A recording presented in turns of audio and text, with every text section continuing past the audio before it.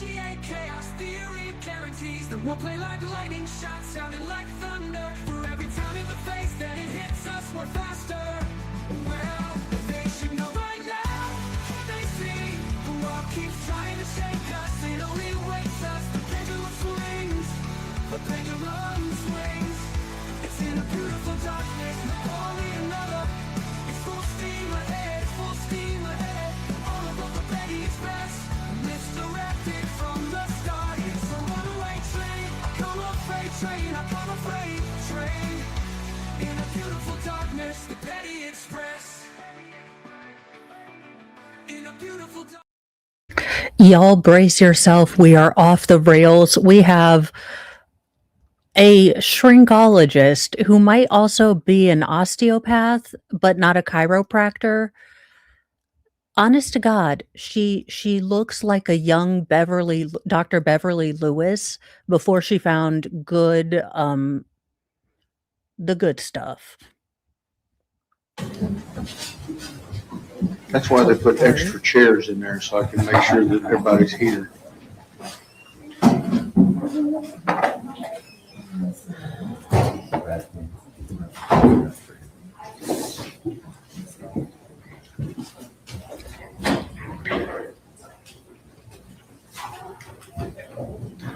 We are ready to proceed. Ladies and gentlemen, this witness has been sworn previously to testify truthfully. Ms. Anderson. Thank you, Your Honor. Your Honor, before we proceed with Dr. Ryan, the defense offers, make sure I get the numbers correct. Defense exhibits number 80, 81, 82, 83. This is going to be a professional, I think, legal psychologist. You guys can't hear me, or that's weird. I am picking up and showing on the monitor, or am I too low? Tammy, you might want to refresh. Oh, okay. All right. This is, she is actually, I believe, an expert witness. She is, I believe, an expert in forensic psychiatry or ology. I never remember if it's an ist or an ologist. So I put shrinkologist. Besides, those are one of those horrible PHY words that I can never get right, no matter how many times I try to combine the letters. And 84, which has all been on file with the clerk of court, and the state has also been given copies. Any objections? None, Your Honor. Thank you. Defense exhibits 80 through 84 are admitted.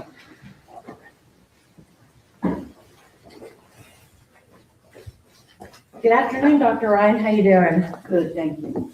Dr. Ryan, if you would please just go ahead and introduce yourself to the jury. I am Dr. Eileen Ryan. And Dr. Ryan, what do you do for a living?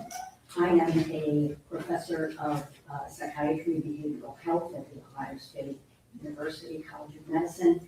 I'm the vice chair of clinical affairs, and I am a general adult, child and adolescent, and forensic psychiatrist. Could I have you slide that over just a little bit? Your voice is very soft, so there you go. That's the first time anyone's said I that. understand. Ms. Anderson. That's something you and I share in common. Dr. Ryan, tell the jury a little bit about your educational background. So I graduated undergraduate from New York University. I went to medical school at Midwestern University, which then was called the Chicago College of Osteopathic Medicine. After that, I did a medical surgical internship at Baptist Medical Center in New York. Then I did my general psychiatry and child and adolescent psychiatry fellowship at the University of Pittsburgh, Western Psychiatric Institute and Clinic. I did a forensic fellowship at the University of Virginia.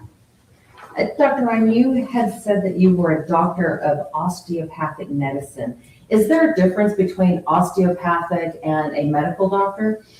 Not all that much anymore. Osteopathic physicians have education in osteopathic manipulative technique during medical school. There proportionately are more osteopathic physicians go into primary care, like family medicine, internal medicine, pediatrics, than MDs do. And I think osteopathic physicians have always prided themselves on having a more holistic approach, although I think teaching in an MD medical school now, I think MDs have certainly adopted that over the years. Osteopathic manipulation, what does that mean? Well, it's different from chiropractic, but it's manipulation of the musculoskeletal system for various, disorders. For example, back pain, various musculoskeletal disorders. Well, Dr. Ryan, are you licensed to practice medicine in the state of Ohio? Yes, Are you licensed to practice medicine in any other state? I'm licensed to practice medicine in Virginia, also and in Kentucky. Are you board certified in any discipline? Yes, I am board certified in general psychiatry, in child and adolescent psychiatry, and in forensic psychiatry. Dr. Ryan, for this particular case, did you have to obtain a temporary medical license to practice in Texas? Yes, And were you able to do that? yes. You had mentioned that you were a professor at Ohio State University. How long have you been a professor? Since 2017. You had also mentioned that you were a vice chair. What does that mean? Basically, it is a title that encompasses the promotion of the clinical enterprise within the department. So my role is to basically promote clinical excellence in all of our clinical endeavors. So we have an 84-bed inpatient hospital. We have a huge ambulatory footprint, consult liaison, emergency, psychiatry. Also, one of my roles is to integrate psychiatry into the medical center. So we have our psychiatrists in neurology and in our cancer hospital, et cetera. So does that mean you still see patients? Yes, How often do you see patients? I see patients probably about three days a week. My primary clinical role at this point in time is in our psychiatric emergency service at Ohio State. Because I'm a child and adolescent psychiatrist, I also work in the pediatric crisis department over at Nationwide Children's Hospital. I see some outpatients and I also do some inpatient work. So you mentioned child and adolescent psychiatry. Is that your specialty area? Well, it's one of my specialty areas. What other specialty areas do you have? I would say forensic psychiatry is one, also emergency psychiatry. Is there any, do you have a focus within your clinical practice? I would say that clinically I see patients with mood disorders. I guess what I would be most known for is suicidal patients, the study of and treatment of patients who are suicidal, risk assessment, violence risk assessment, a variety of clinical things that I do. And you're a member to witness? Yes, ma'am.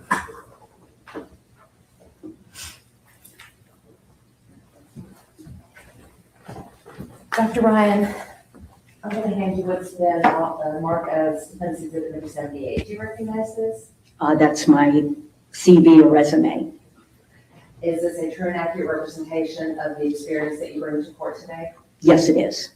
Your Honor, the defense offers Defense Exhibit number 78. No objections. Defense 78 is admitted.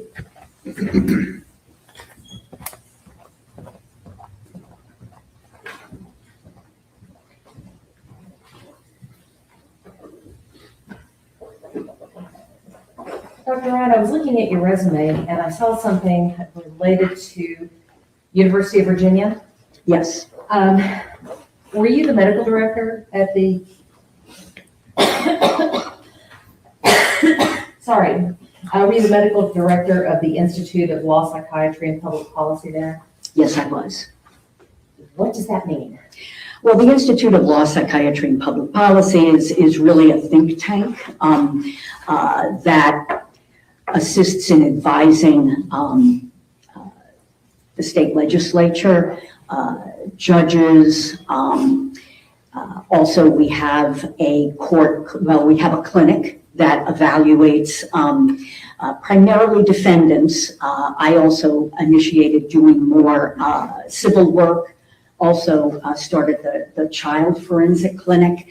We also teach how to do various types of evaluations. For example, capital sentencing evaluations, insanity evaluations, competency to stand trial, sex offender evaluations, a variety of forensic evaluations.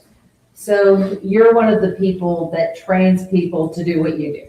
I did when I was at UVA, and now I work with fellows. Those are individuals they're physicians who've completed medical school and their psychiatry residency, sometimes their child and adolescent fellowship also, and are now doing a forensic psychiatry fellowship. Dr. Ryan, have you ever been published in any peer-reviewed publications? Yes. What does it mean to be peer-reviewed? That means, well, maybe it's easier to talk about the process. You submit an article. It could be a research article. It could be a review article. It could be a variety of different types of articles to a medical journal. And then the editor sends that out to various experts in that field to review it and critique if it's suitable for publication, if the methodology is good, if it's something that adds to the research body, to the literature body. And then if it's accepted, typically nothing's accepted the first time around, and it's sent back with revisions. And if the authors are able to do the revisions and resubmit it, it may be published. And Dr. Ryan, what type of articles have you written? What generally was your topic of publication?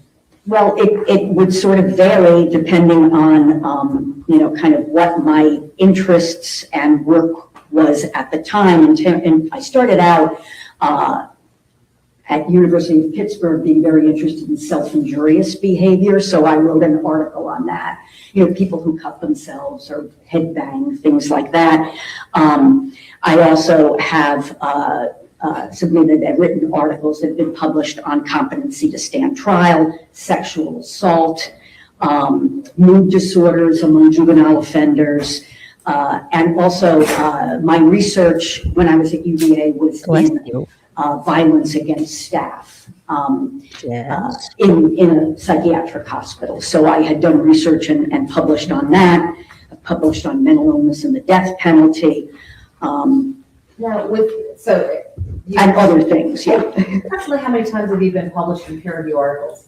I guess I have never counted them up, but I guess about 15 times. And then I have book chapters also that I've written on suicide, malingering or deception, psychiatric emergencies, interviewing. Other than book chapters, have you written any books? Yes, I edited and wrote part of a book on juvenile sexual offending. Oh, I'm sure it was a page turner. Dr. Ryan, have you ever consulted on legal cases before? Yes. Approximately how many times have you consulted on cases? Probably over the last 25 years, I would say about at least 50 times.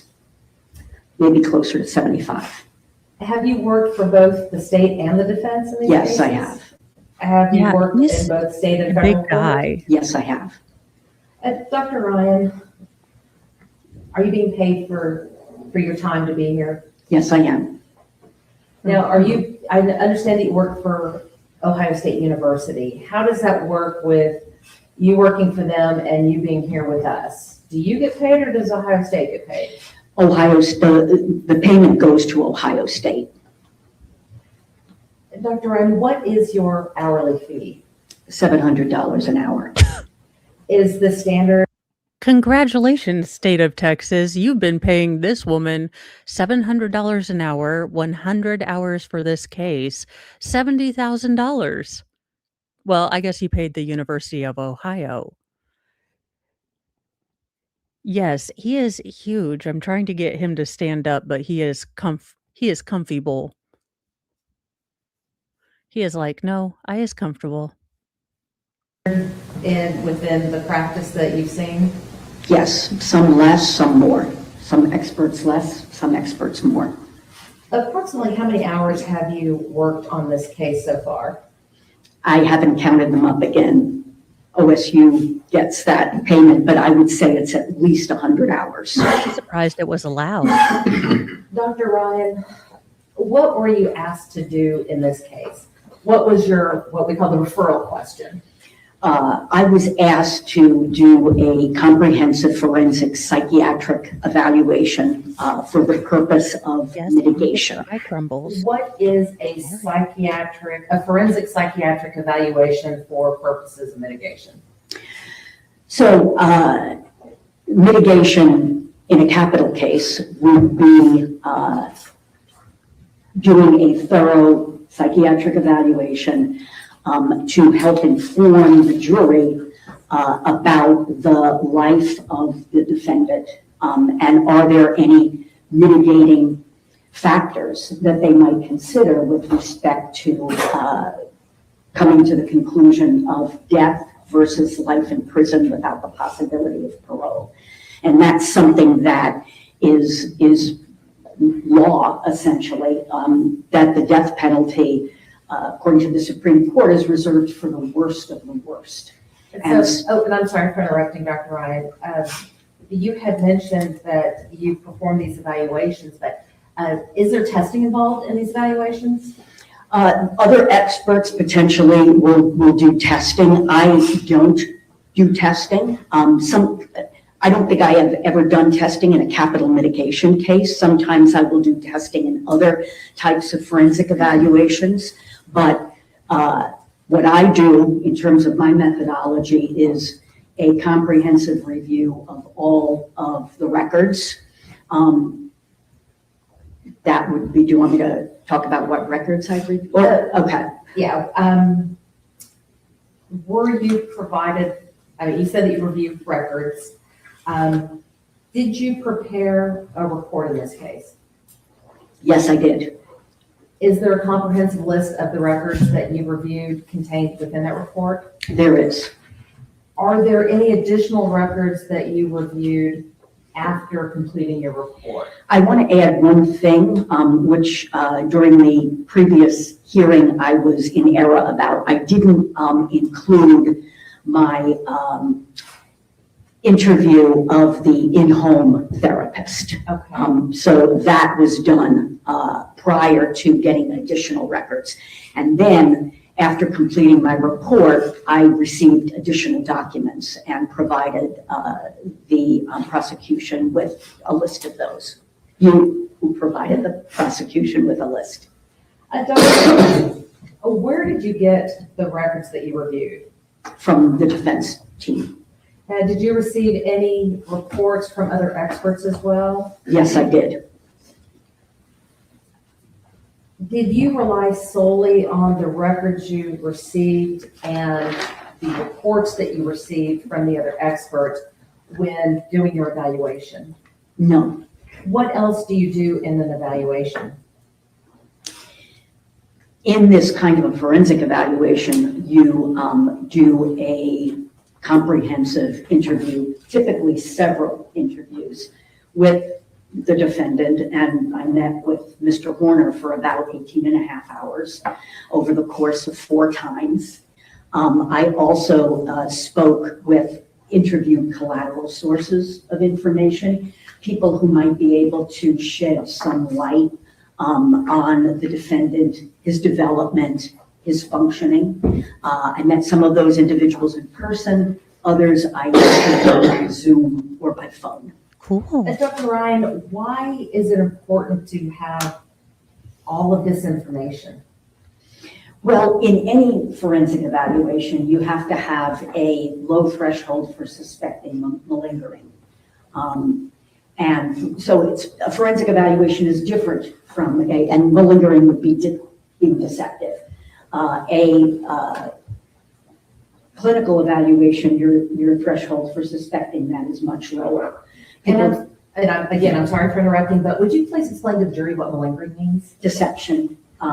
Malingering is basically attempting to deceive with the purpose of some gain.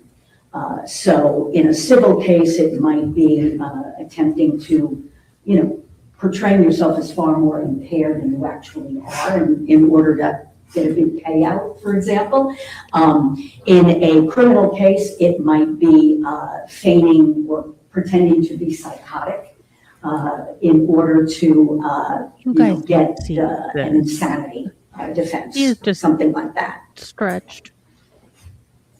And in order to determine whether a person is malingering, is that why you look at all of the records? That's one of the reasons. Also, every individual, in every case, not only in forensic evaluations, often, there are family members and others who have more insight into how they function than they might have themselves.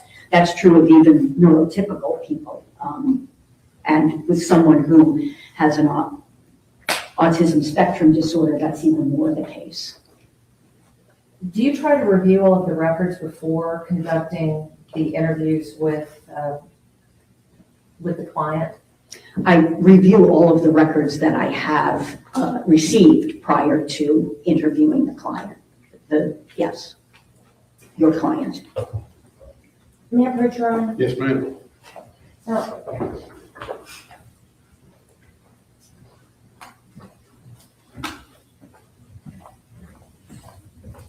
Dr. Ryan, I'm going to hand you what has been marked as Appendix Exhibit number 79. Do you recognize that? Yes, this is my report. Is this the report that you prepared after interviewing Mr. Horner, reviewing the records, and interviewing all the final witnesses? Yes. Is it a true and accurate representation of your findings? Yes, it is. Your Honor, Defense Officer, Defense Exhibit number 79. No objection, Your Honor. Defense Exhibit 79 is admitted. Now, Dr. Ryan, in your review of the records, did you review records from the Wise County Health Systems? Yes. Did you review records from Tarrant County MHMR? Yes. Did you review records from the hospital known as JPS? Yes, I did. Did you review records from the hospital known as Millwood? Yes. And did you review other records from the hospital known as JPS? Yes.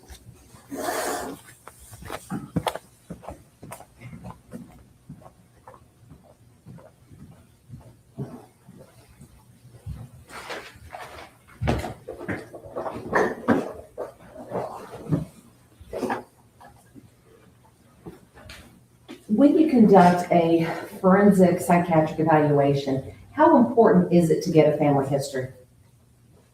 It's very important. Why is it important?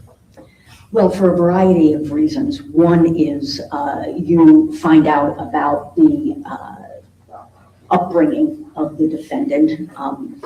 You also find out about the family mental health history, because many psychiatric disorders have a familial basis, a genetic basis that you want to be aware of.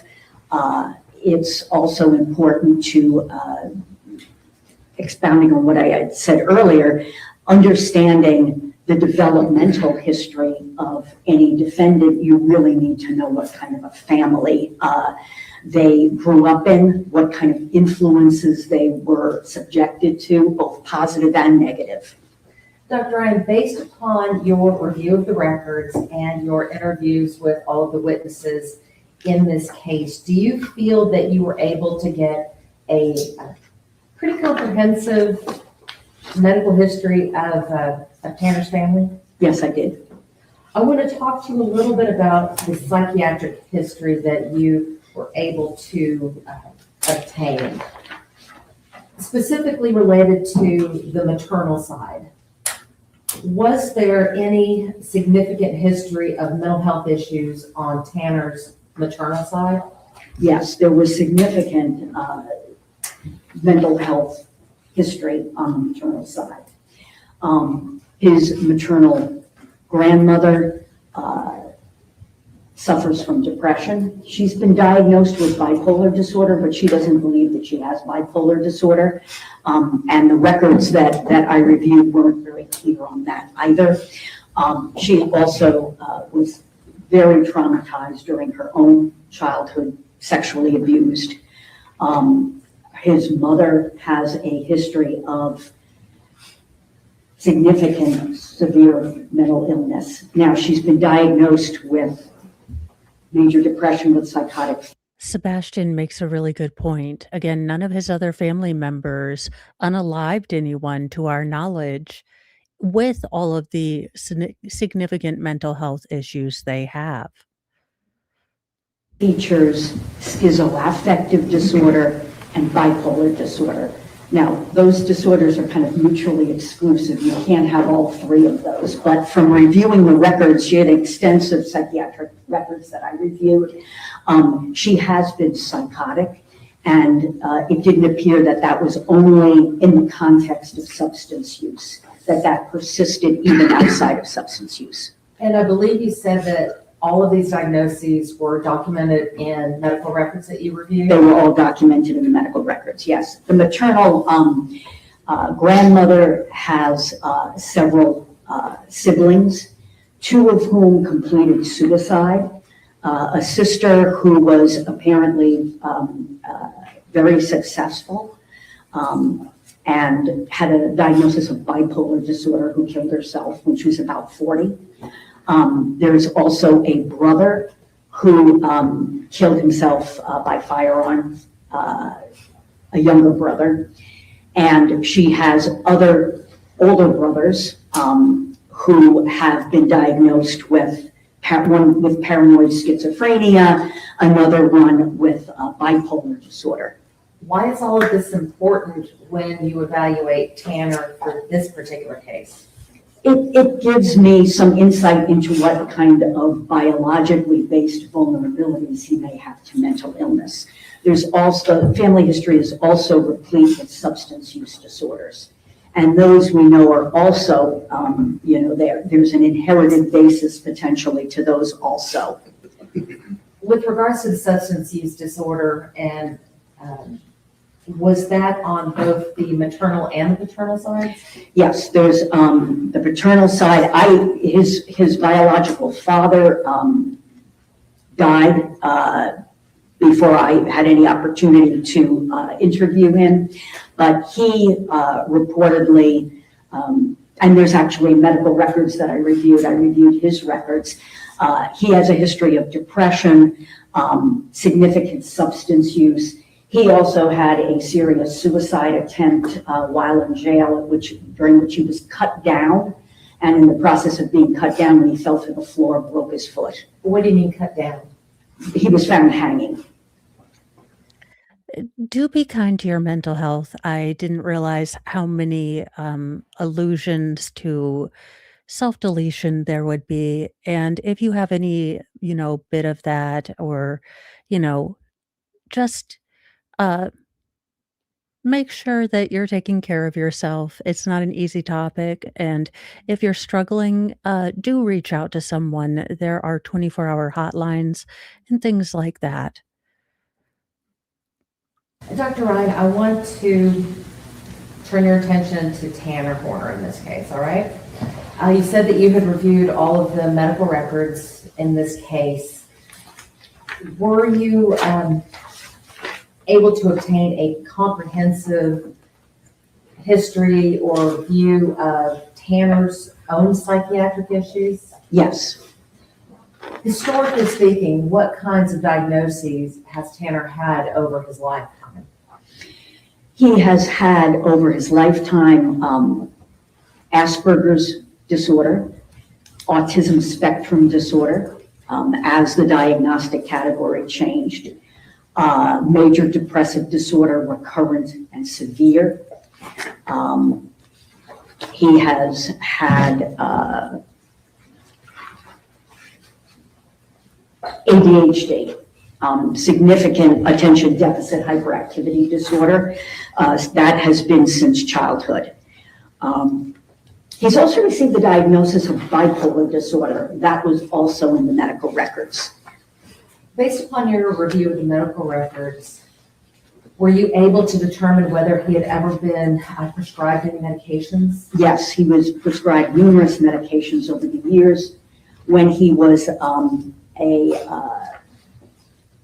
early adolescence, I believe, potentially middle school, he was prescribed. No, JKD Buck, this is Dr. Beverly Lewis's younger sister before she found the good reefer. Like, this is before she went on her Cheech and Chong journey and, made her son be her assistant. We call stimulant medication for ADHD, Metadate, and Concerta. He's also been prescribed Strattera, and that was prescribed quite recently prior to this offense. He's been prescribed several antidepressants, sertraline, which is Zoloft, mirtazapine, which is Remeron, and fluoxetine, which is Prozac. Also bupropion, which is Wellbutrin. He's been prescribed 2 antipsychotics, although it appears that those were prescribed more for sleep disturbance than any actual psychosis, olanzapine and quetiapine. Dr. Ryan, are these medications consistent with the diagnoses that you saw in the records? Yes. I'd like to talk to you a little bit about some of the specific instances that you've read about in the records. I want to turn your attention to the records for Millwood in 2018. Do you recall an instance, or do you recall why Tanner was admitted to Millwood in September of 2018? Yes, the police were called. And I do believe you might have had an angle with that, Debbie M., but you do run into a problem that Tanner was also engaging in not street legal pharmaceutical taking, which would make that any good or ill that the medicine did, I don't know that he'd be able to perceive whether the medicine was actually helping him or not if he was also taking, basically synthetic weed and whatever he could get his hands on. By his ex-girlfriend.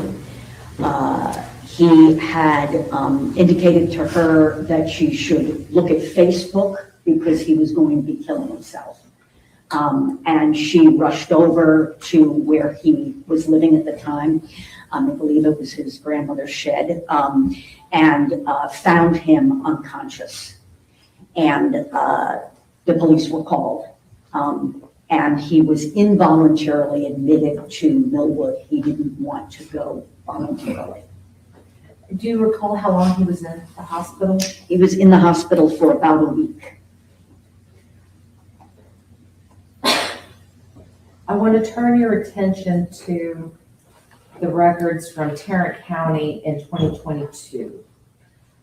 Based upon your review of the records, were you able to determine whether or not Tanner was seeing anybody at Tarrant County MHMR on a regular basis? He was. Specifically, in May of 2022, did he see his provider? The individual Not who yet. prescribed medication? Yes. Yes.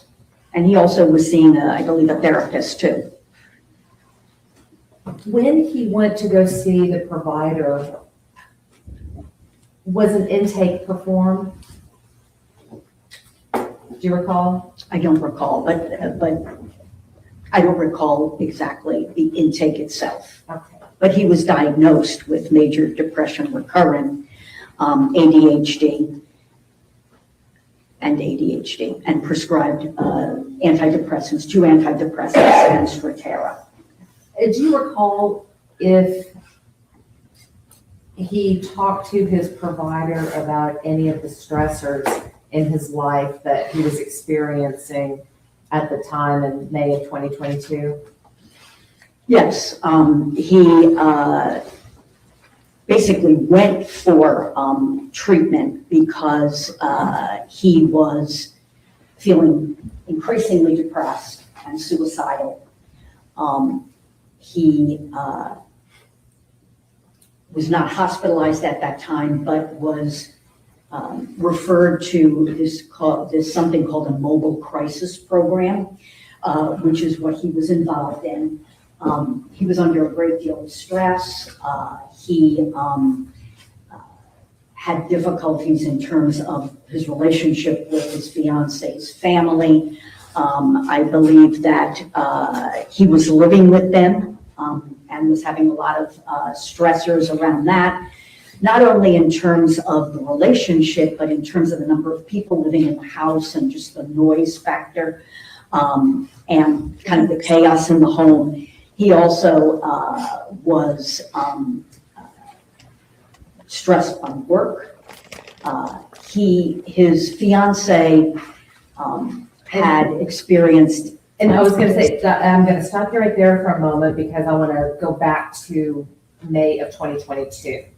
And then we'll get to the other issues that he was dealing with in just a moment. Based upon the records that you reviewed from Tarrant County, was the last date of service October of 2022? Yes. Was that about?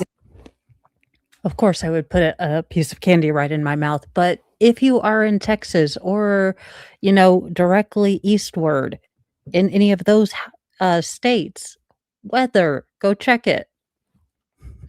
6 weeks before the kidnap and murder of Athena Strand? Yes, it was.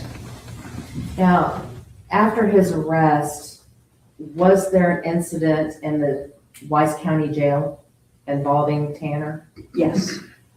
Tell the jury about that. And I apologize, but defense, read the room. I can't imagine the difficult position you would be in if you truly did not believe in the death penalty and were trying to state your piece. But the defense is making it even harder for that one person who maybe for very strict moral or religious reasons doesn't agree with the death penalty. Wanting us to feel sorry about Tanner possibly going to see Satan sooner,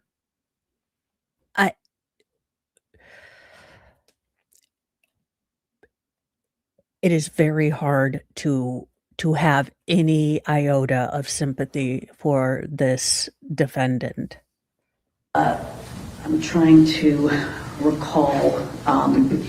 It was several months after he had been incarcerated in the jail. He attempted to kill himself by cutting his upper extremities and cutting lower extremities. And this was a serious suicide attempt in that when he was brought to the hospital, he was hypotensive, which means he had very low blood pressure due to loss of blood.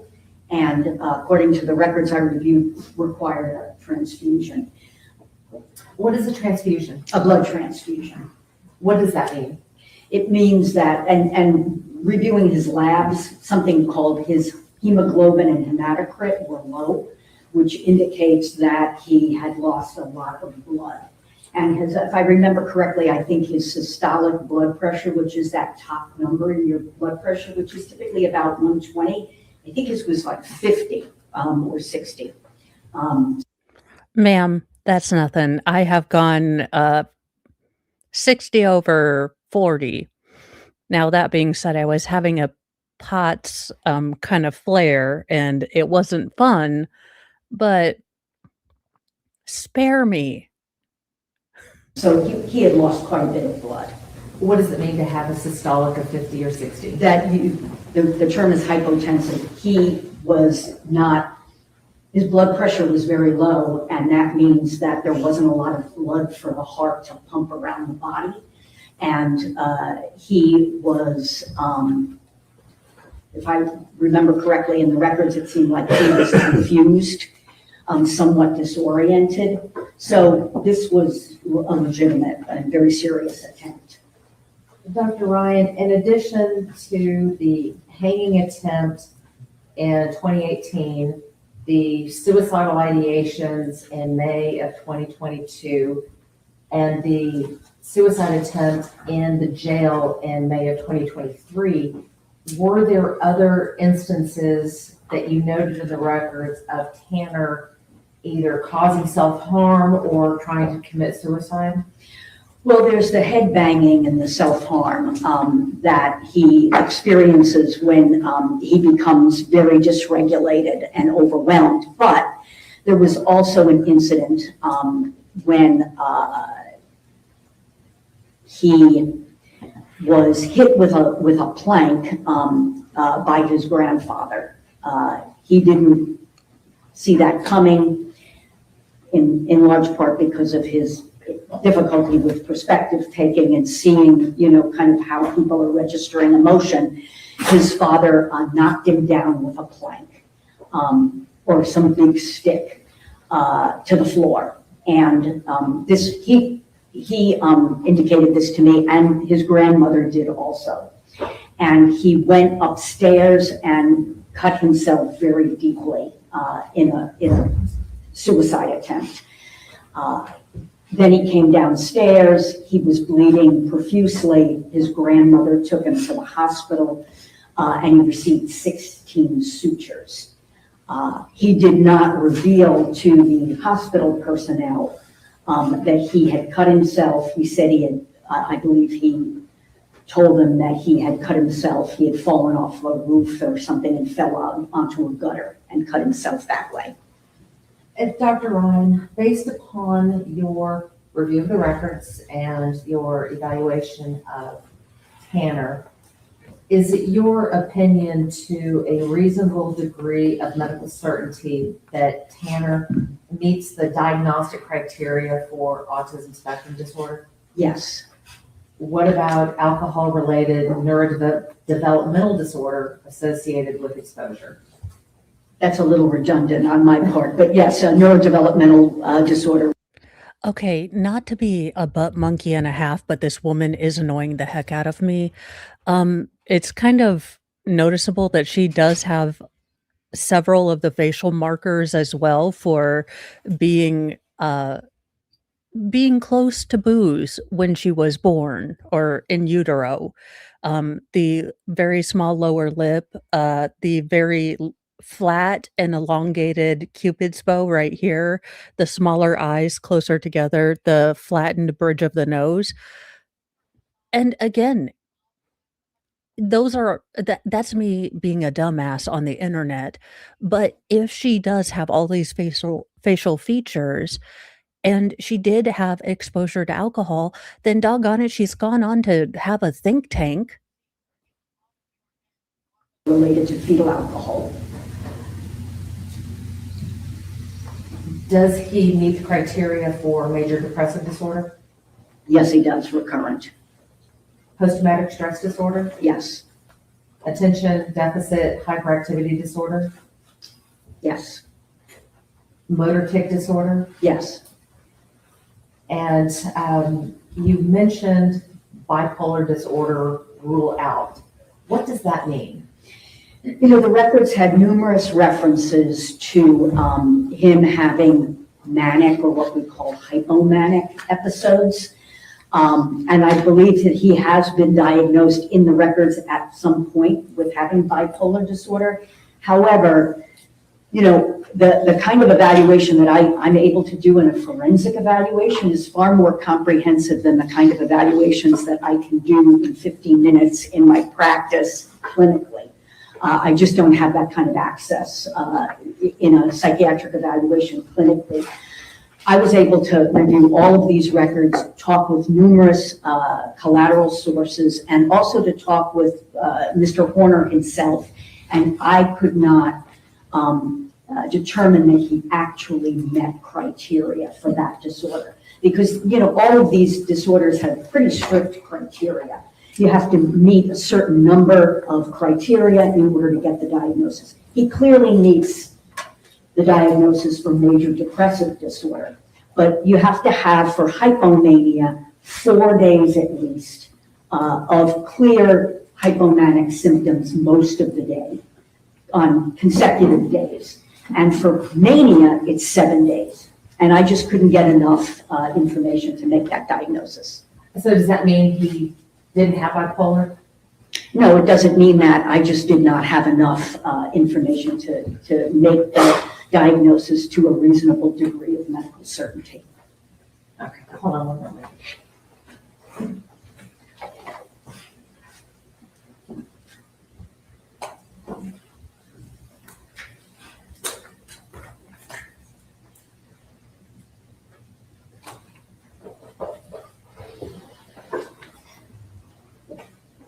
Did you also have some diagnoses of substance use? Yes. Dr. Ryan, how important are diagnoses for a forensic psychiatric evaluation in a capital murder case? Well, just generally, the jury might consider these diagnoses, these disorders, to be mitigating. They certainly impact how Mr. Horner developed, moved through the world, how he came to be the person that he is.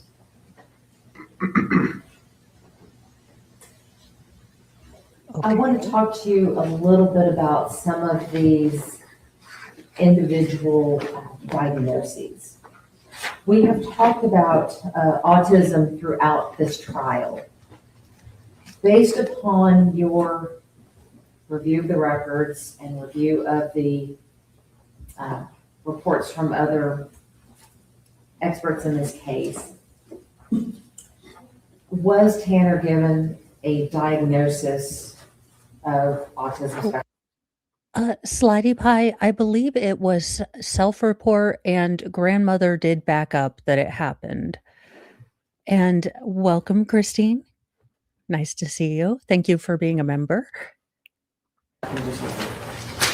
At some point later, yes. He was given the diagnosis of Asperger's disorder. And with the Diagnostic and Statistical Manual, moving from DSM-4 to DSM-5, there was a change in that diagnostic schema. So there is no more Asperger's disorder. Individuals like Mr. Horner, who they would now fall under the category of autism spectrum disorder. Is there a difference between Asperger's and autism? Well, in the DSM-4, autistic disorder, Asperger's disorder, and something called unspecified pervasive developmental disorder were all under the diagnostic category of pervasive developmental disorder. And autistic disorder typically was describing individuals who were significantly impaired in terms of their intellectual ability.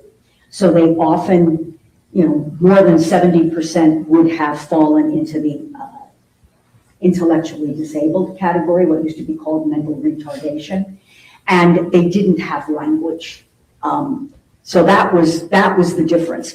Asperger's was the diagnosis for individuals who had normal or above average IQ, and also had developed language.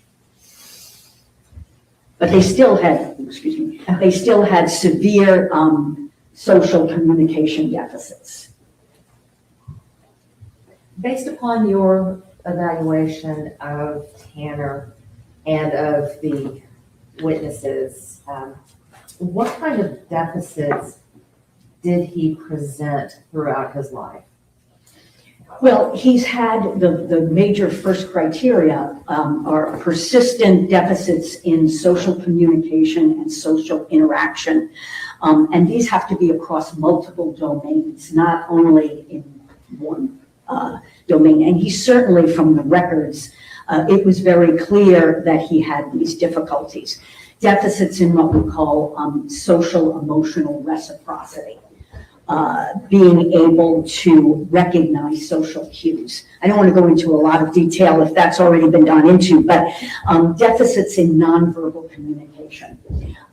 It was noted in the records that he made eye contact, didn't make good eye contact. What was interesting, and I suspect that this was related to some of the in-home therapy that he got, his eye contact was far too much throughout my evaluation. Staring, not doing, when typically when neurotypical people interact with someone, they don't maintain eye contact constantly. You drop your eyes, you look away a little bit. He very seldom did that. And I'm going to stop you right there and say, what significance is that?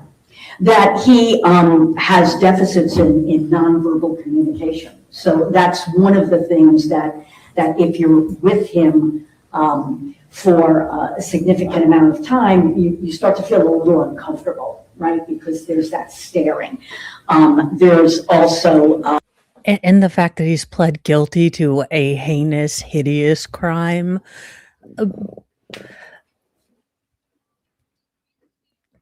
Again, there's a difference between staring and having no soul behind your eyes. My guess, he very much has a stare akin to Koberger in my perception. Deficits in developing and maintaining relationships, and that was very clear in the records and from the history that I got from collateral sources. Speaking of the collateral sources, were the collateral sources that you spoke with, were they able to give you any further insight into the deficits that Tanner exhibited? Well, I spoke with his mother and his grandmother. So they, his grandmother, particularly in retrospect, recognized deficits very early on. One of the things that she mentioned, which is very typical of autistic individuals, is instead of playing with a car the way that a little kid would play with a car, he was kind of focused on turning the wheels, which is kind of this focus on parts rather than the whole. They noted that he tended to play by himself. And when he was in preschool, other kids didn't really want to play with him. And also when they would approach him to play, he didn't interact with them in the way that other kids would be expected to interact. He had difficulty. Now, preschoolers are not known for sharing, but he was even more, focused on just doing his own thing. And the relationship issues have progressed throughout his life. That was noted in the school records. It was noted by the in-home therapist.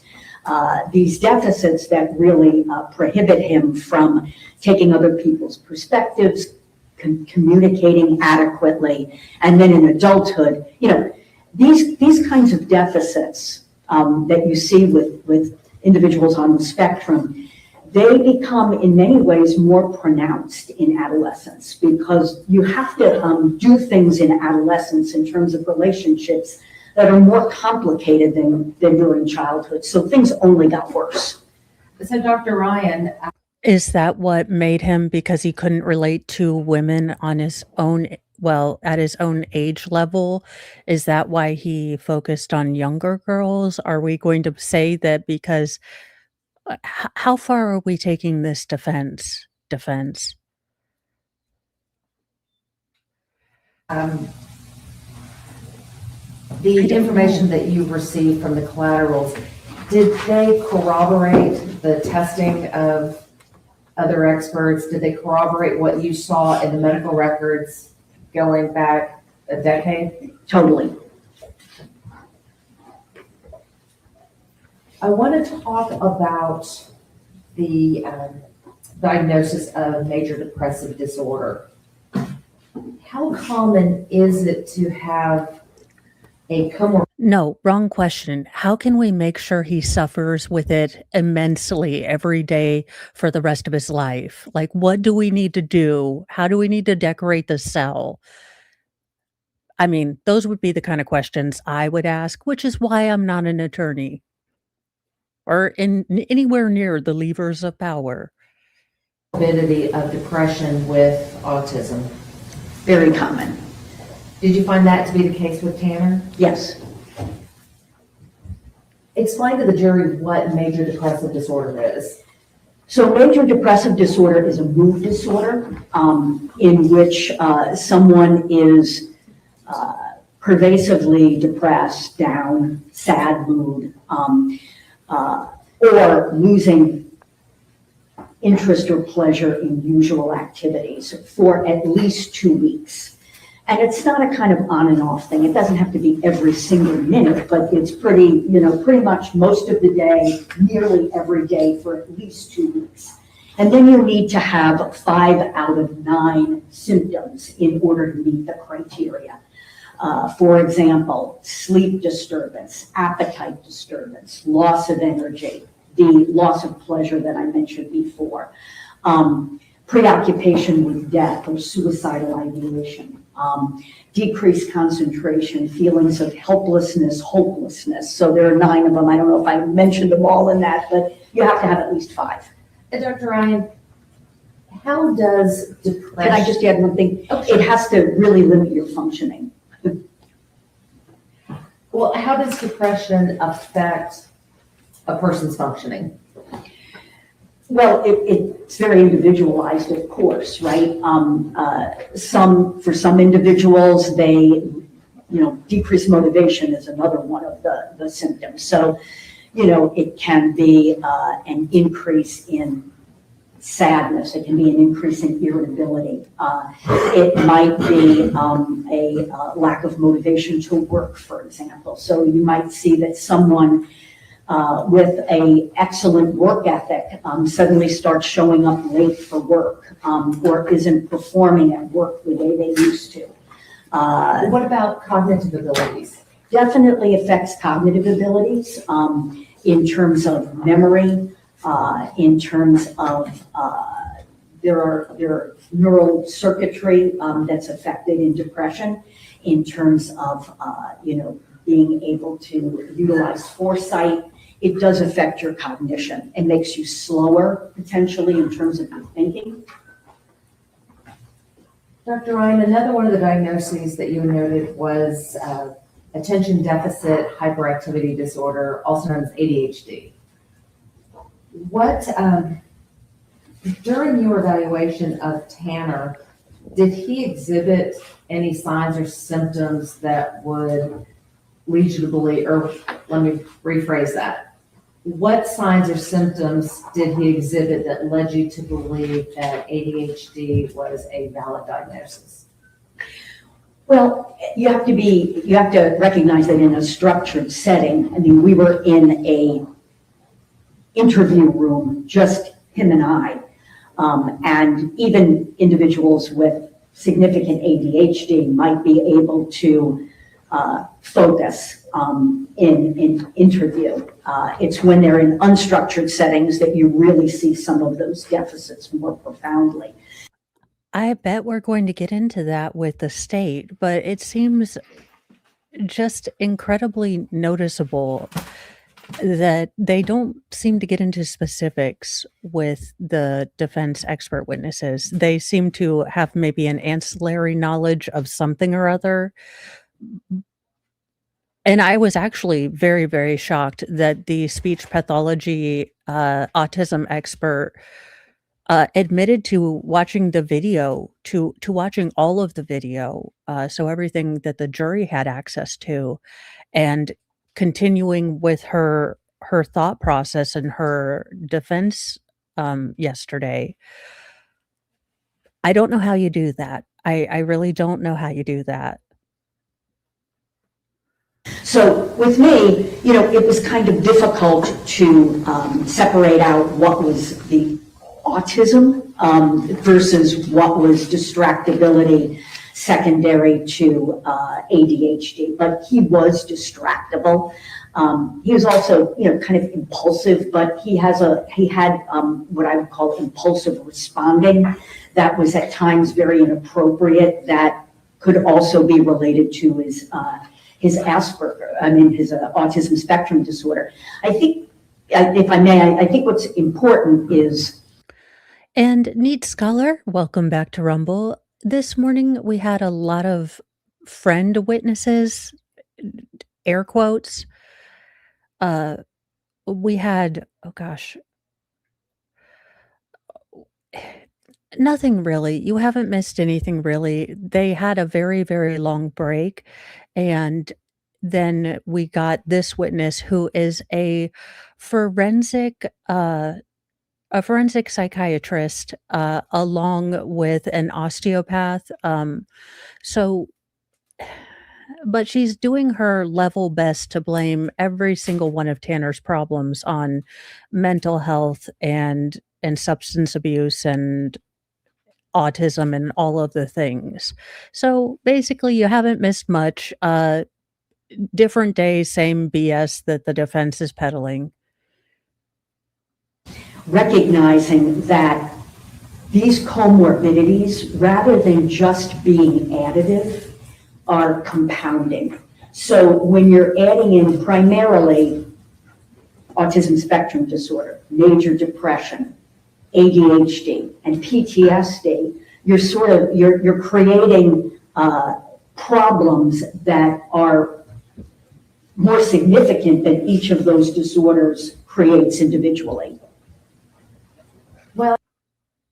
With their powers combined, we create Captain Psycho. Really? Really? Again, a lot of people have multiple different things that they're carrying, and only Tanner did what he did. Let's look at these three that we had just talked about. We talked about autism, depression, and ADHD. But before we do that, one thing that I wanted to ask. There's also the refusal to admit that Tanner would take whatever was put in front of him as far as illegal substances. And you can have these, mental health things, and you can do things to make them better, or you can self-medicate with not street legal pharmaceuticals of all sorts. He wasn't doing anything to help himself. That I almost forgot about was there was testimony related to Tanner eating coins. Would that information be relevant to his ADHD diagnosis? Well, yes. The records seem to indicate, and the history from sources that I spoke to, was that he had a particularly severe form of ADHD. We see that with individuals who have had exposure to alcohol prenatally. That is related to, that fetal alcohol spectrum disorder is associated with pretty severe ADHD. That level of, kids pick up things and put them in their mouths, right? But it sounds like he was near his 30s. I believe he was like 29, or he was just about to turn 30. I will double check. My God. Eating coins was way out of proportion to what you would see, particularly if there was any level of supervision, with just a kid who has ADHD. There's also, to be eating inanimate objects would be something called pica, which is another disorder. I don't have enough information to be able to diagnose that, but, just eating random things that are objects. Dr. Ryan, so when looking at the autism, looking at the depression, looking at the ADHD diagnoses, how would these three working together impact a person's ability to cope with anxiety or stress? Just the autism spectrum disorder alone hampers one's ability to cope with anxiety and stress. So you add all of these other disorders and you've got a compounding of his difficulties dealing with stress. And, stress is kind of a very generic term, but there are very specific kinds of stressors that really are particularly problematic for him. So disruptions in routine, for example. Right, and in about half a page, we're going to talk some more about the stressors in this case. But I want to go back to the diagnoses for a moment. Okay. These diagnoses that we talked about, they seem to have had an impact on impulse control. Now, with regards to the other diagnoses that he had, you had noted that there was a prenatal alcohol exposure. So I'd like to talk a little bit about that. Does a fetus have control over what the mother puts into her body? No. Are women supposed to consume alcohol while pregnant? No. Why not? Well, alcohol is a neurotoxin. So what, are we going to do a Crumbly trial against his mother for knowingly drinking alcohol when she was pregnant? And I get that Tanner the fetus was innocent. Tanner the man is not. So I feel sorry for the fetus, and I don't really give a crap about the man. I cannot with this defense. There is a great deal of research on the toxicity to the fetal brain. It's not clear how much is too much. Some literature and research indicates that. So your legitimate diagnosis is it that if Tanner's mother had swallowed, the world would be a better place? I mean, it's not the most outlandish thing you've said this entire time. 2 drinks in one sitting can be, which I think may be a little excessive actually, but there's research that indicates that can be that can be toxic to the developing brain. It all really depends on where this kind of an insult hits. So, in Mr. Tanner's case, his mother was very heavily consuming alcohol for the first 8.5 weeks. Okay, go ahead. Now, I was going to ask, are there times in a pregnancy that a developing fetus is more vulnerable than other times? Yes, the brain is developing during that first trimester. And so what can happen if a mother drinks during the first trimester? It can have a very negative effect on the fetus's developing brain. What kind of effect can alcohol exposure have on a child's executive functioning? It can very negatively affect executive functioning. And executive functioning is basically the frontal lobe of our brains. That area in the front behind the forehead is what is responsible for executive functioning, particularly what's called the prefrontal cortex. So that is important in terms of judgment, rational thinking, impulse control, those types of functions. How can drinking during the first trimester affect adaptive deficit behavior? Can you explain what you mean by that? How about if I move on to the next question, because that one didn't make any sense. So how can drinking during the first trimester affect a child's social and emotional functioning? Well, particularly if it affects the frontal lobe, which, is one of the areas that we would be looking at, it can affect their impulsivity. And as I said, children with fetal alcohol disorder, and there's two things. There's fetal alcohol disorder, right, which has, characteristic facial features, which I believe it's more that, you're heavy drinking. I mean, I'm not a doctorologist. I'm gonna tell you what every doctorologist told me when I was pregnant: "Do not drink, do not drink, do not drink." However, I think the drinking to cause the actual syndrome is that of, like, Sarah Boone. But I could be very wrong. Again, not a doctorologist. Mr. Horner does not have. And then there's what we call fetal alcohol spectrum disorder. And individuals with fetal alcohol spectrum disorder have significant deficits with respect to impulse control, judgment,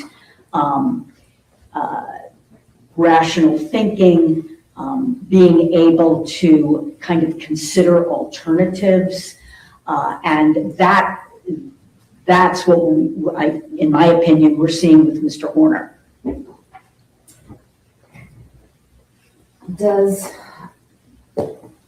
Are there any secondary diagnoses that are more prevalent for those with who have been exposed to alcohol in utero? Well, ADHD is definitely one of them. Is there a correlation between alcohol exposure and autism spectrum disorder? There's no causation. That the research has not shown any, for example, that alcohol exposure causes autism spectrum disorder. However, many children with fetal alcohol exposure and fetal alcohol symptoms, they have autistic traits. So one of the questions is, both of the diagnoses can exist independently, but children who have fetal alcohol spectrum disorder, children who have fetal alcohol syndrome can have autistic traits and have a higher percentage of autistic traits than the general population. So is it correlative, not causative? Definitely not causative. There's some correlation, not between the disorder, but autistic traits. Dr. Ryan, one of the things that you had mentioned earlier was talking about, I believe that you said a causative effect of all of these diagnoses and how they kind of built upon each other. Compounding effect. Compounding, that was the word. Explain to the jury how all of these deficits and all of these diagnoses can compound each other, because if you have 3 different diagnoses that all label impulse control, shouldn't that just be one impulse control issue? No, because as I said, it compounds and creates more problems than if it's just each one individually. So for example, Mr. Horner tends to not only be impulsive, but to what we call catastrophize, or think about worst case scenarios and jump to the worst case conclusions. Depression, major depression, causes something that we call cognitive distortion, right? Which can make these kinds of thought patterns worse. So that would be an example. Dr. Ryan, we have a lot of diagnoses here. Did any of these diagnoses cause Tanner to commit the offense to which he pled guilty? No. Did any of these diagnoses lead you to believe that Tanner was insane at the time of the commission of the offense? No, You understand that he did plead guilty to yes. this case. Is insanity part of a guilt innocence, or would it be part of the mitigation? Well, it would be the guilt innocence because, one would do an evaluation to determine whether someone met that threshold for insanity, which would be that you didn't know the nature, character, or consequence of your act, or didn't realize that it was wrong. If that were the case, then it would go to an insanity trial, not a mitigation, not a sentencing hearing. So just to put it in layman's terms, when we're talking about insanity, one of the issues is knowing right from wrong. That's correct. And that's not why we're here today. Right. Okay. Did any of these diagnoses prevent Tanner from knowing right from wrong? No. No. So why is it important to look at all these diagnoses if they don't give rise to a defense or an excuse to the offense? Well, I think that, in my opinion, these diagnoses indicate that Mr. Horner is a severely compromised individual, and that is mitigating in understanding how he was functioning leading up to the offense, and what kinds of factors went into him thinking the way that he was thinking around the time of the offense. And, there's lots of other aspects of it that a jury might find mitigating in terms of his childhood and development to get him to the place where he is now.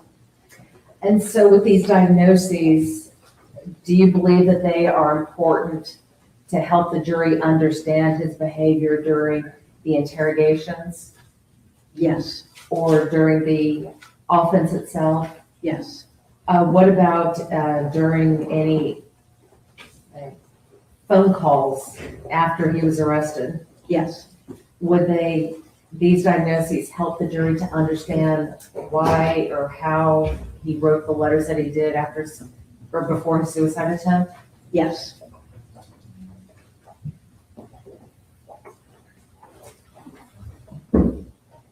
Dr. Ryan, I want to talk to you about the evaluation of Mr. Horner. When conducting a forensic psychiatric evaluation, do you get personal information from the person that you're evaluating? Yes, Do you ask them the intimate details of their lives? yes, Do you ask about traumatic events that may have occurred in their past? yes, I do. Do you also talk about the facts of the case? Yes. Is it always easy for a person that you're interviewing to open up with you the moment you sit down? It's not typical for them to open up the moment that I begin the evaluation, no. Is it uncommon to not get the truth from the person the first time out? It depends on the person, but it certainly can happen. Is it, or do you find it uncommon that a person being evaluated might be less than honest about the traumas that they experienced? Yes. So why wouldn't a person just come out and say, this was my trauma, this was the bad thing that I did? Why is that so difficult? Well, I think I would look at it in terms of neurotypical people and individuals with autism spectrum disorder. So even for neurotypical individuals, it can be very difficult to talk about traumas that happened in their lives. For example, sexual trauma, because they perceive it to be shameful. For someone with autism spectrum disorder, you've got the additional layering of difficulty with communication, knowing their own, basically knowing how they feel and being able to express how they feel. Is that why it's so important for a clinician and an evaluator to build rapport with the person they're interviewing? Yes. Is rapport instantaneous? Typically not, no. So does it sometimes take several visits to develop that rapport with someone? It depends on the individual, but it can. And it's not, excuse me, it's not so much rapport as, you know, a sense of, I would say, safety in terms of that person is less likely to judge the trauma that you might be revealing.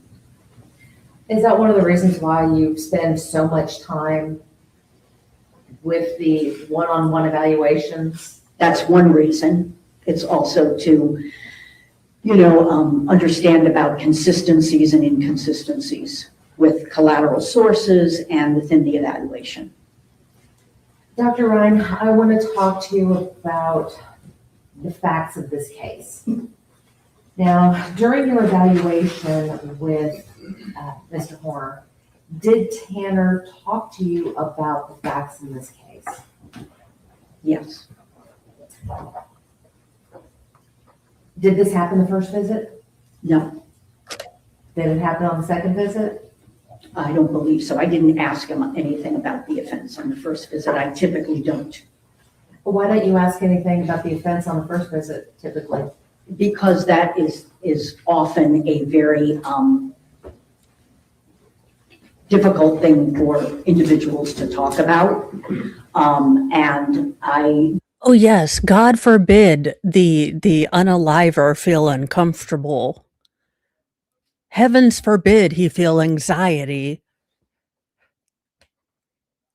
don't want to disengage or shut down the interview by asking about the facts in the first interview. What do you mean by shutting down?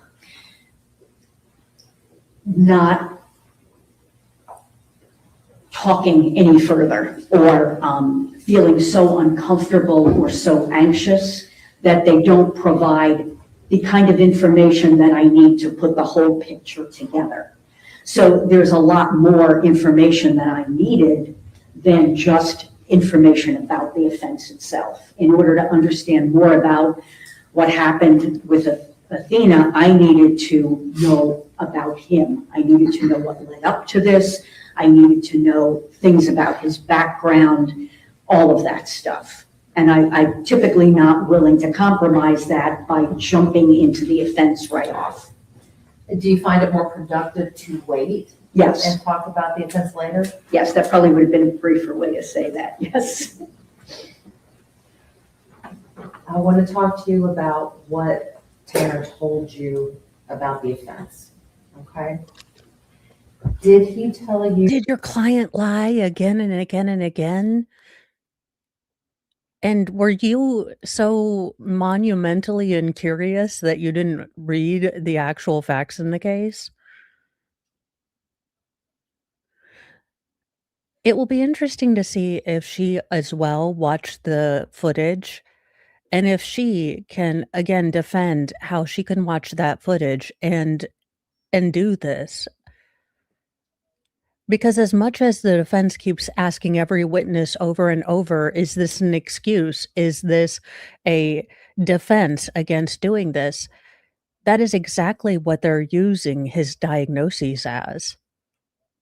Why he picked up Athena and placed her in that truck? Yes, And why did he do that? she saw him snorting cocaine. Dr. Ryan, you mentioned the word earlier that, and I cut you off on that one, but I'm going to bring it up now. You mentioned the word catastrophize. What does that mean?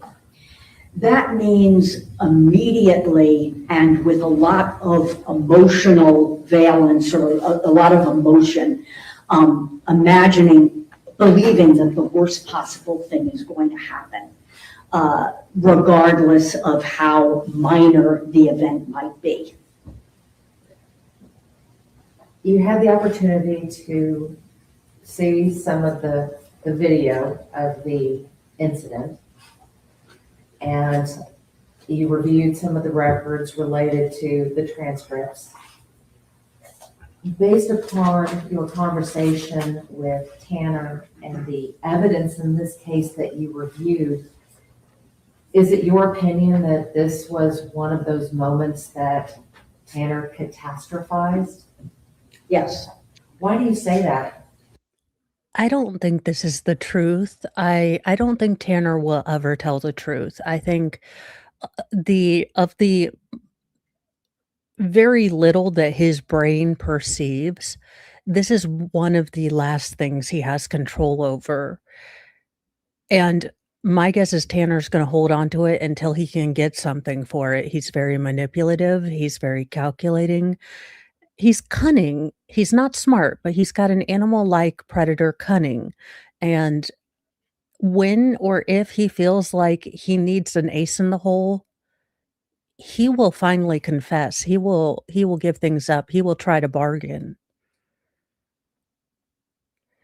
Yes, that is the true story according to Tanner. Yeah.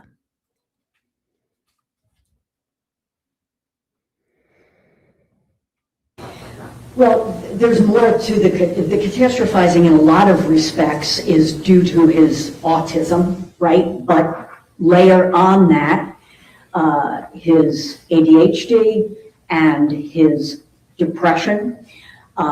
He immediately jumped to the conclusion that Athena saw him snorting cocaine, and so she was going to tell, and he was going to lose his job, which meant that he was not going to be able to support his son.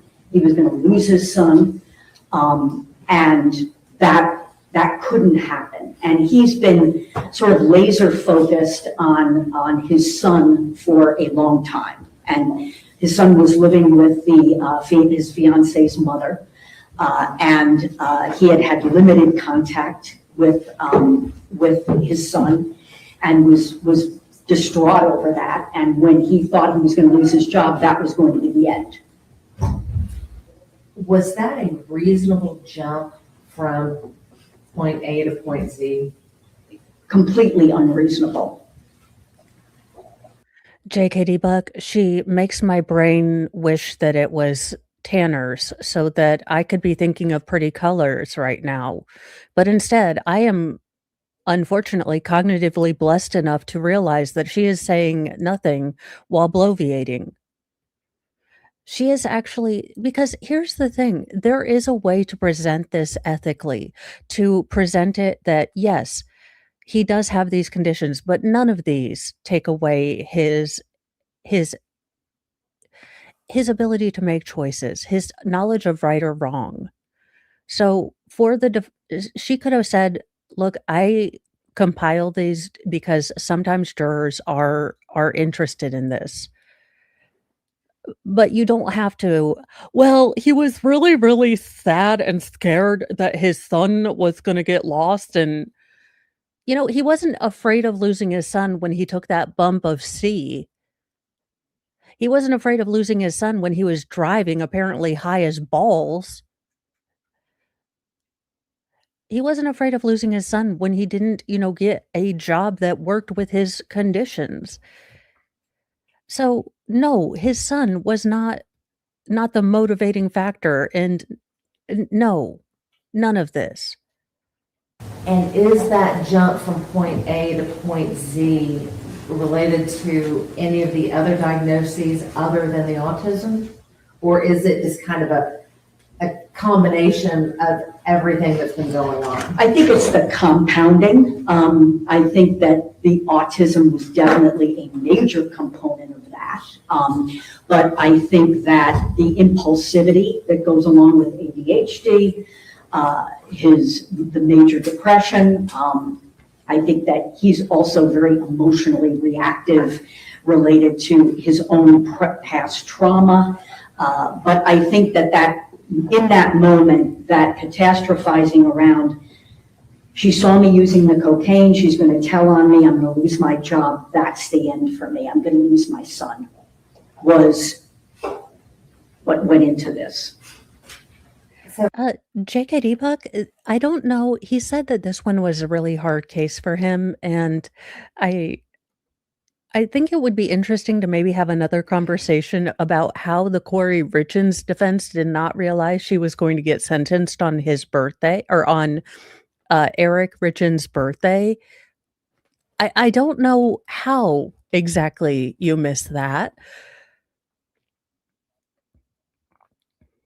but or it would be interesting to see if there's an upcoming trial that he'd like to dip his toe in, doing a live or a, speed run through, because it would be interesting to get his take on a couple different things. I feel bad. There's several different, cases that I'm following, and this Athena case has taken a lot of my time in the past couple weeks. So, uh, there's all this stuff on, the Charlie Kirk thing and a bunch of different other cases that are, whew. No, you didn't miss much, Granny Smith. This woman's still trying to say it's all his mental health, and he was so profoundly damaged that these are all mitigating factors.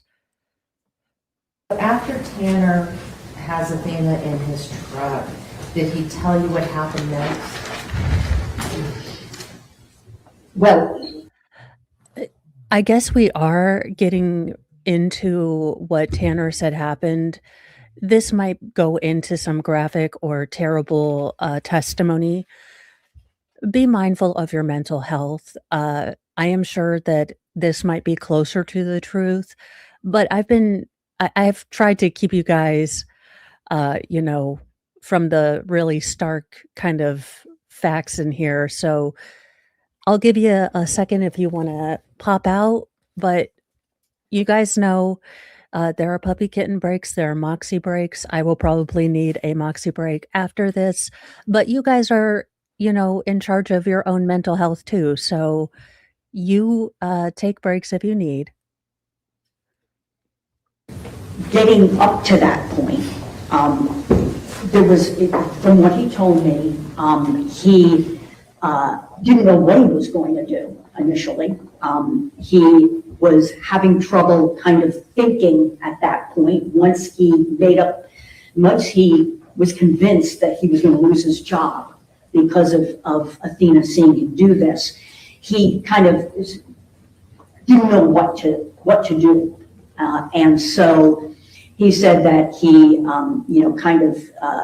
said there's something in the truck and he was going to look for something. Do you want me to? Well, I'm going to stop you right there for a moment. I want to fast forward a little bit. Okay. To Athena is already in the truck. Did he talk to you about assaulting Athena? Eventually. Did he deny it at first? Yes. Again, you guys, be very protective of your mental health. This is probably as stark as this information is going to get.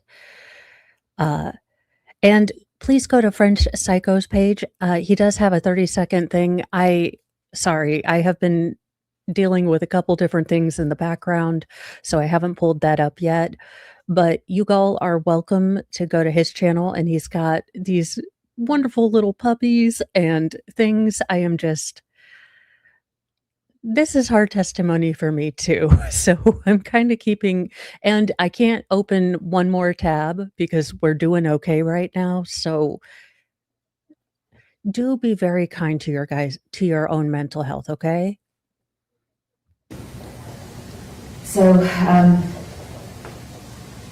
did you believe him when he first denied it? No. Why not? because I had read the transcript and I knew, in my opinion, what had gone on in the truck. He had covered the camera, so one couldn't see it. But from what the transcript was, I later heard the audio. Okay. Yeah, And I'm sorry, I didn't mean to. but even before that, reading the transcript was enough. So, at any time, did you challenge Tanner on the lies that he told you? Yes, Was he eventually able to tell you what had happened? yes, to the best of his ability, I think. Did he have any difficulty talking with you about it at first? Yes.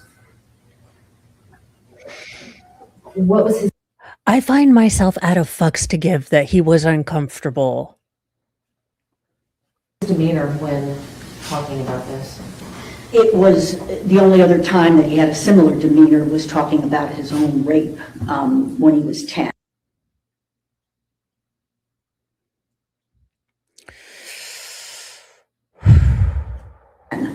He was halting. He had what I would call an autonomic reaction, which is very difficult to fake, the autonomic nervous system. He was flushed. His breathing was different than it had been before. His eyes were downcast in much the same way as he had talked about this other episode. What did that mean to you as a forensic psychiatrist? Well, independently, as a forensic psychiatrist. Oh, and Frenchie, Anima Rumpure is asking if you have a Rumble channel so he can put your link up as well.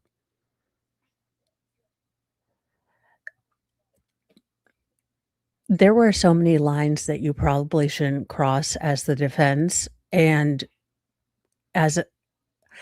if this woman truly wanted to keep him off of death row and making him a victim after what he did to Athena,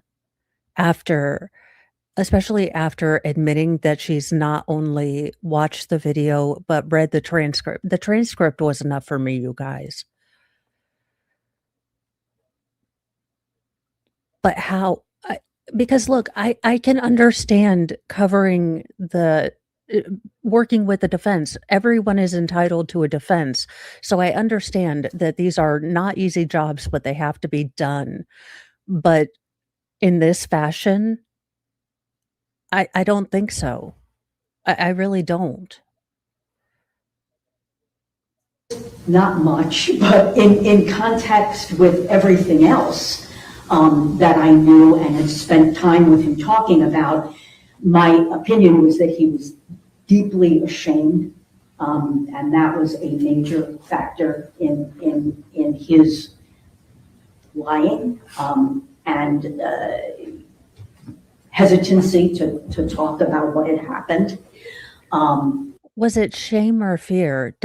Because he is probably well aware that, or what happens in prison to people who commit those particular crimes. So is it shame or is it fear?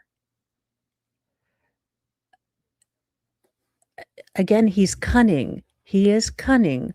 And he has, for all his life, played this duality of, I am the victim of the world. Every bad thing has happened to me. Therefore, the world owes me. And he's gotten a lot of passes because of his upbringing and some legitimate, hardships he had. But I don't know how Athena's family is sitting there. And I felt in talking with him at that moment, in my opinion, he appeared to be quite remorseful about what he had done. Dr. Ryan, after this attempted assault, Attempted? Do we want to put attempted? Do we defense? Do you want to put attempted? did he tell you about what he did to try to kill Athena? Yes. And what did he say about that? In detail? If you could just give us a brief overview. Okay, he said No, in detail, in detail, in detail. I would like you to defend your, again, continued pleas for mercy for this monster after you have had all of the facts in this case, everything, and now you want to, again, stigmatize everyone else with possibly those diagnoses, but no history of violence.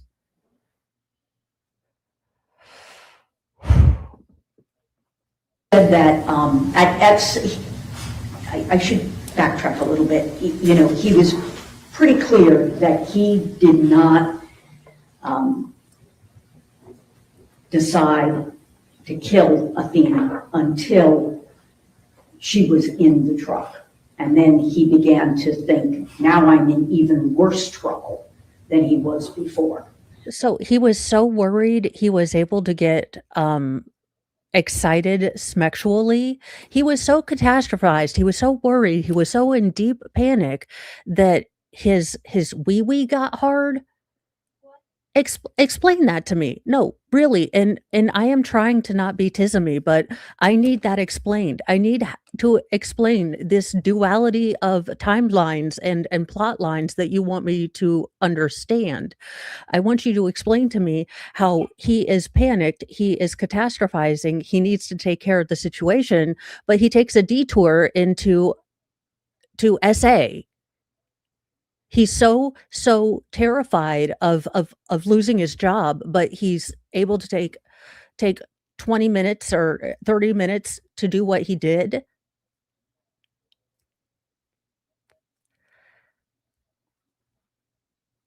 I think he described it as it snowballed into an avalanche. And he then said that he knew he had to kill her. Anima, I and agree. he tried to make it. If you have spicier thoughts, Rumble is the place to have them. I will agree with you, but I might not pull them up. And you guys, if whatever happens, and, you know, I have to do the YouTube did the thing, I'll still be on Rumble. I'll still be on YouTube appealing. I just wanted to let you guys know that, you know, I've been having some stress, but, you know, whatever the plan is, the plan is. You know, I've decided to kind of leave it in the hands of God. I can't control what YouTube does, but if I'm, you know, demonetized, I'll still be on Rumble. So, you know, I just wanted to let you guys know that.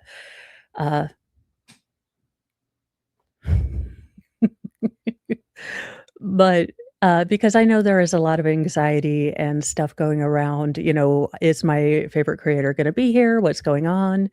And I was having a lot of that. And today's kind of a big reminder that there are so many other things going on, bigger things than all the YouTube shenanigans. And just wanted to let you know.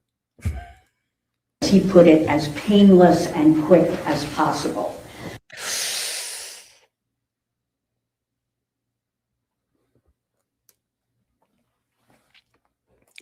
We're taking a Moxie break. How dare you effing say he wanted to make it as painless as possible, and you have heard that audio. We're taking a puppy kitten break. I need a minute. I need a moment. I have thoughts. I have all the thoughts. When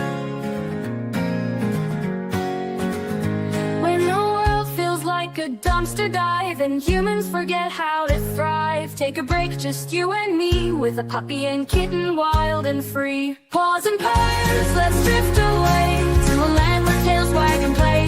No more noise, just gentle muse in our furry four-legged cruise.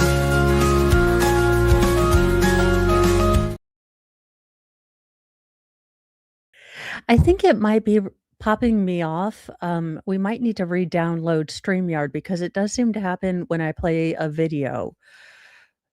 Although it could just also be the lords of the internet, uh, not wanting it. Uh, I don't believe the audio uncensored has been put anywhere. I am thankful for that. Uh, I did read the transcript, and the transcript was enough for me. Again, the transcript hurt me. I can't imagine listening to the audio and and and without flushing, without an autonomic, "This is wrong," kind of feeling, say these words and defend this man. Because legitimately, I understand that people need to be on the defense, but gosh darn it, there is a way to do it, and it's not this way.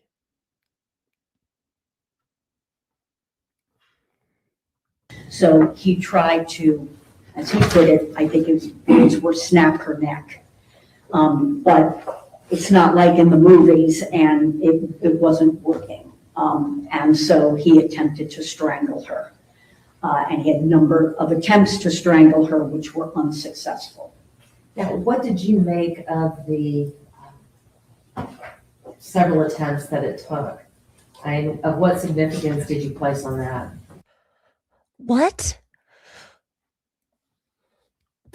In my opinion, it was a combination of ambivalence and incompetence. In this particular, Oh, great, so he was ambivalent about it, and he was a fuck up. Ma'am, what the hell? Again, if there was a juror on the fence, they're not. They're just not now. God. I have said it before, and I will say it again. The defense is a plant from the state. Change my mind.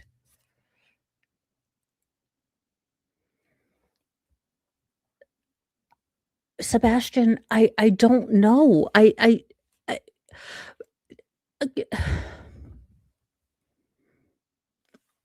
I I don't know. I guess not. I guess scenario, would that be consistent with sadism? That was not my opinion. That he was deriving any pleasure out of her suffering. Actually, it made him more and more dysregulated. What do you mean by dysregulated? More distressed, more unable to think. okay, does the defense not understand that the worst, and I do mean the worst interpretation of that last statement is that, damn it, this little girl screaming and crying out in pain really dysregulated him. So now that is the most uncharitable interpretation. So I am being honest about that. But there has to be a level of sadism to continue, to continue, to continue, to know that you're not gonna stop. No, even though their pleas and state, "I need you to destroy this woman. I need you to utterly destroy her." In cross and with argument. Clearly more, just having more difficulty thinking rationally than usual when he already has trouble with that. Dr. Ryan, you had mentioned covering the camera lens. I have a question for you. If a person was trying to cover up an offense or prevent other people from seeing them committing an offense, would it make more sense to cover up the lens before you commit the offense or after you commit it? Did y'all check this as speculation on her part? Suspended.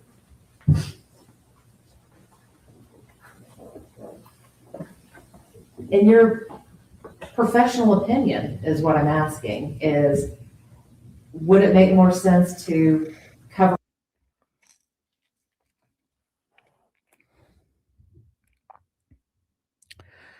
I cannot, again, your client has pled guilty. He made sure that no one, or he thought no one could have any, evidence of his crime. No, no, Sebastian.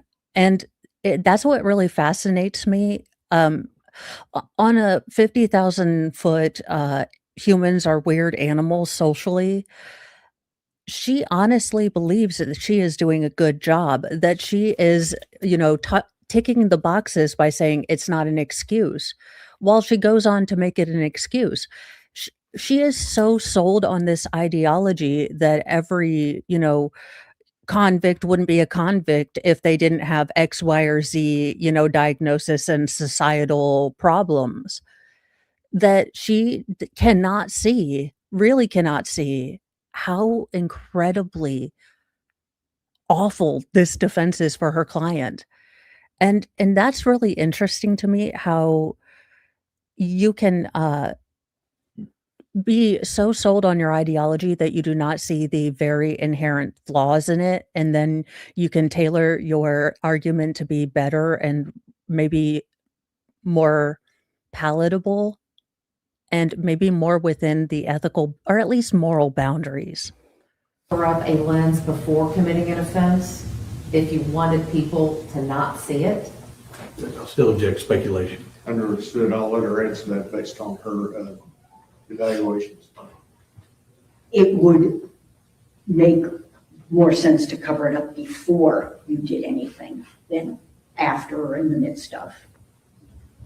What does that tell you about Tanner's thought processes throughout that incident? Oh, they're not linear, and he's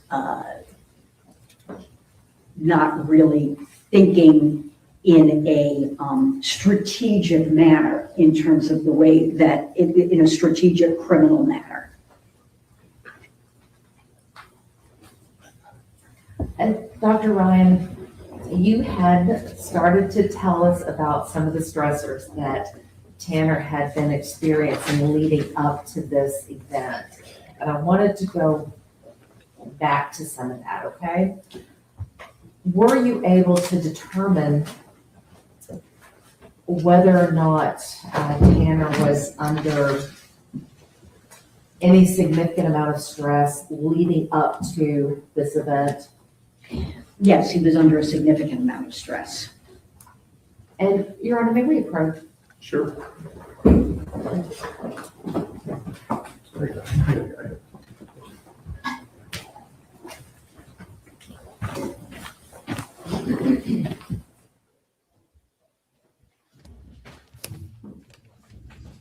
Is that saying my name?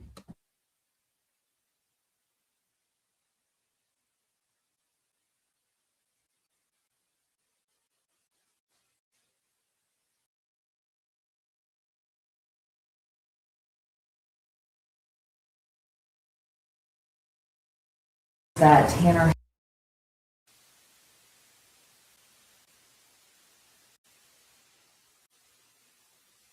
I said, as much as I'm loath, I don't want to miss any of her babbling.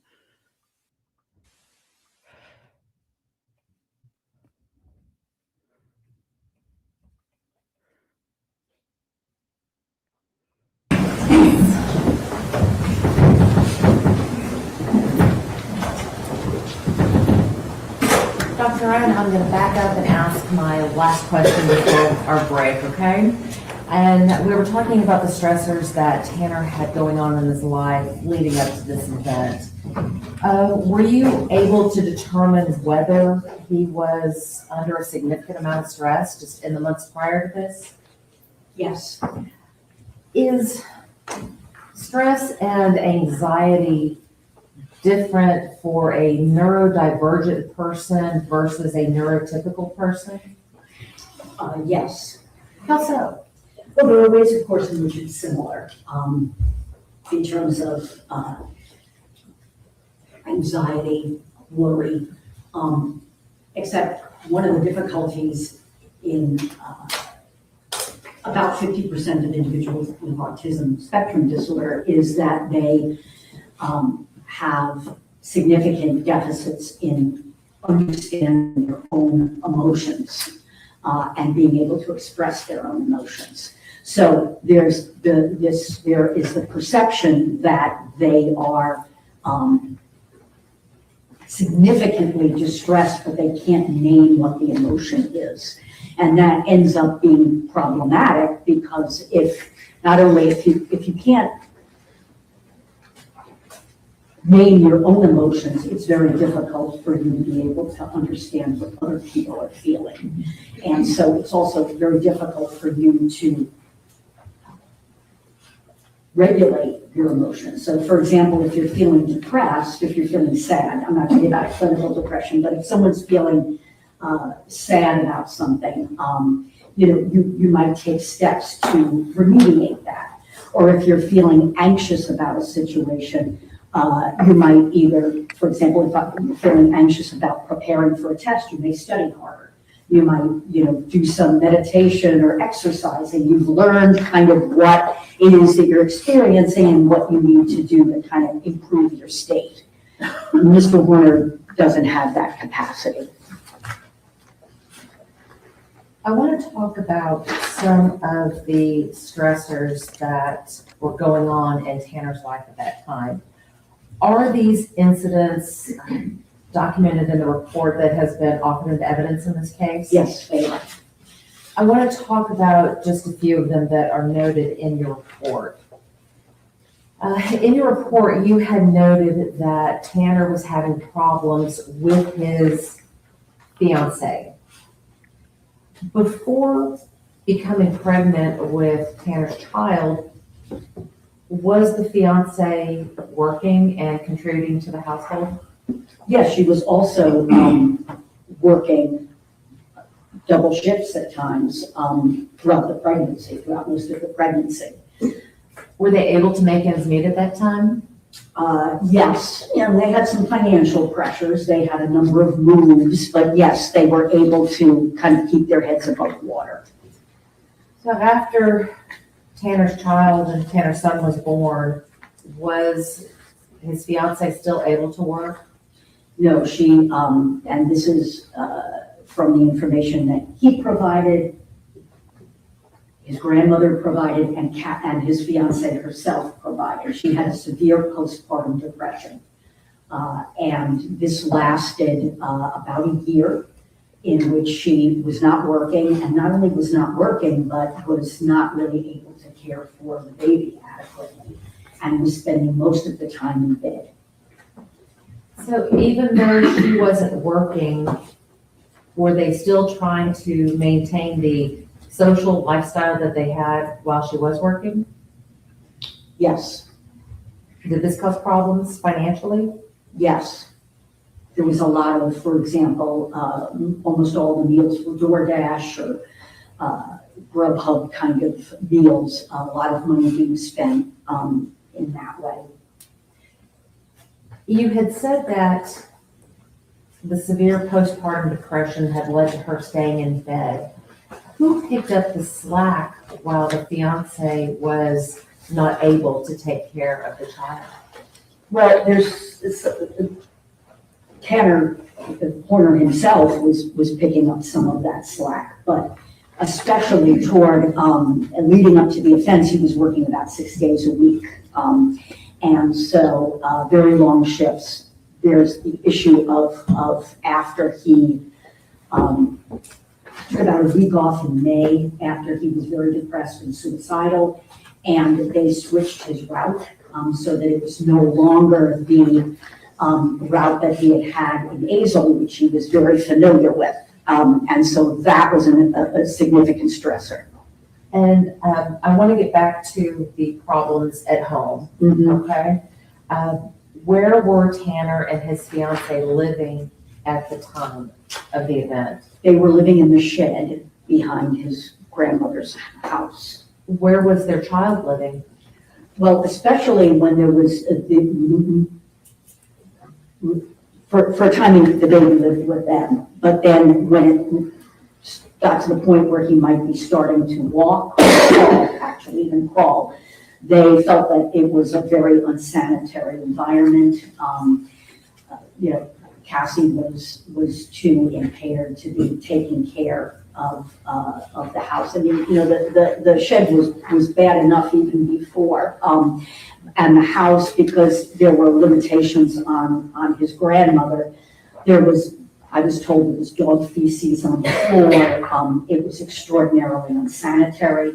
And so the decision was made that the baby would stay with Cassie's mother. And we're not going to talk about the names. Oh, sorry. That's okay. It's, and you've spent a lot of time with these people, so I understand that the slip, so that's okay.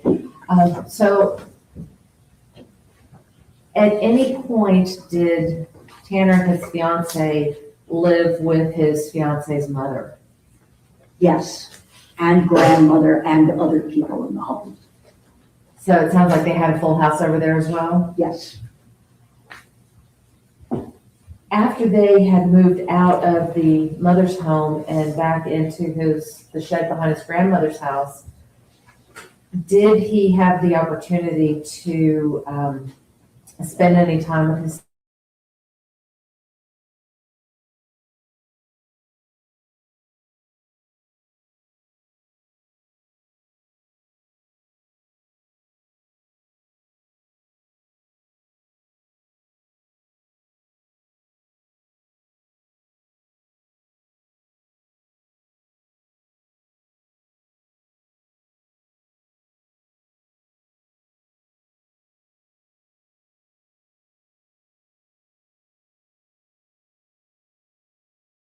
son?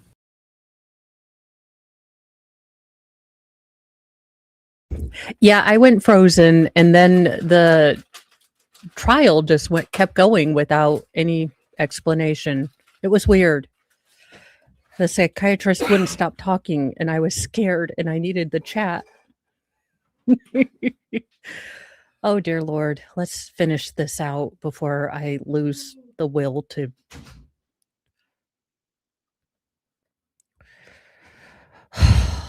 Good Lord.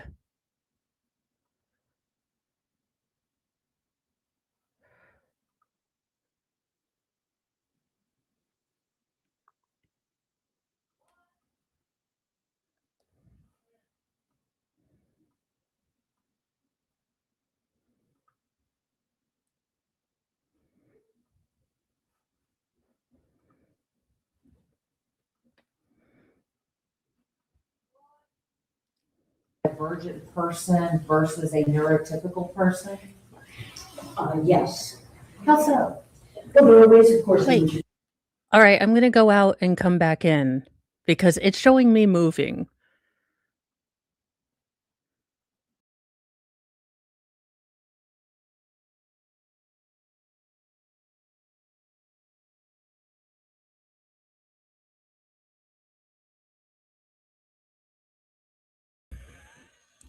Okay.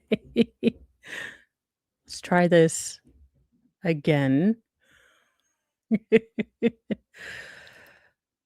All right. similar in terms of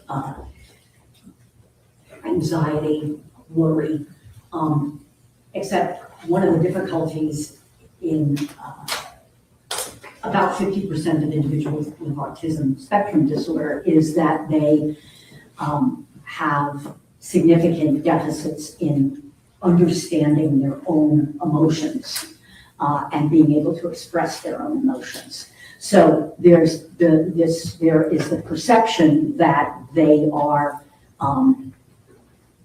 significantly distressed, but they can't name what the emotion is. And that ends up being problematic because if you can't name your own emotions, it's very difficult for you to be able to understand what other people are feeling. And so it's also very difficult for you to regulate your emotions. So for example, if you're feeling depressed, if you're feeling sad, I'm not talking about clinical depression, but if someone's feeling sad about something, you might take steps to remediate that. Or if you're feeling anxious about a situation, you might either, for example, if you're feeling anxious about preparing for a test, you may study harder. You might, do some meditation or exercising. You've learned kind of what it is that you're experiencing and what you need to do to kind of improve your state. Mr. Horner doesn't have that capacity. I want to talk about some of the stressors that were going on in Tanner's life at that time.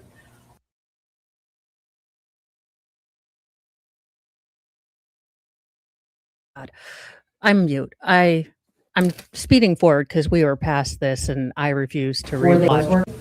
that the severe postpartum depression had led to her staying in bed? Who picked up the slack while the fiance was not able to take care of the child? Well, Tanner Horner himself was picking up some of that slack, but especially toward, leading up to the offense, he was working about 6 days a week. And so, very long. It's not way too peoply. I just have never gone. I would be more comfortable going in costume, not gonna lie, than going as myself, which makes sense in my brain. But I'm sure psychiatrists would have a field day about. But yeah, I'd have fun. I don't know. Mr. Mo's been wanting to go, but I definitely would probably be more comfy in an outfit, which is again weird, but I think I've met my people. Again, part of the discomfort in this trial is like, oh, I resemble that remark. Oh, I resemble that remark. Oh, I also resemble that remark. Maybe my mom should have had me tested. Yes, there's the issue of after he took about a week off in May after he was very depressed and suicidal, and they switched his route so that it was very familiar. Where were Tanner and his fiance living at the time of the event? They were living in the shed behind his grandmother's house. Where was their child living? Well, especially when there was for a time the baby lived with them, but then when it got to the point where he might be starting to walk, or actually even crawl, they felt that it was a very unsanitary environment. Cassie was too impaired to be taking care of the house. I mean, the shed was bad enough even before. And the house, because there were limitations on his grandmother, I was told there was dog feces on the floor. It was extraordinarily unsanitary. And so the decision was made that the baby would stay with Cassie's mother. And we're not going to talk about the names. Oh, sorry. That's okay. It's and you've spent a lot of time with these people, so I understand the slip, so that's okay. So at any point did Tanner, his fiance, live with his fiance's mother? Yes, and grandmother and other people in the home. So it sounds like they had a full house over there as well? Yes. After they had moved out of the mother's home and back into the shed behind his grandmother's house, did he have the opportunity to spend any time with his son? Some, but not very much. And what kind of impact did this have on his mental health? It certainly contributed to becoming more depressed, feeling more desperate. There were a lot of other things that happened around that time.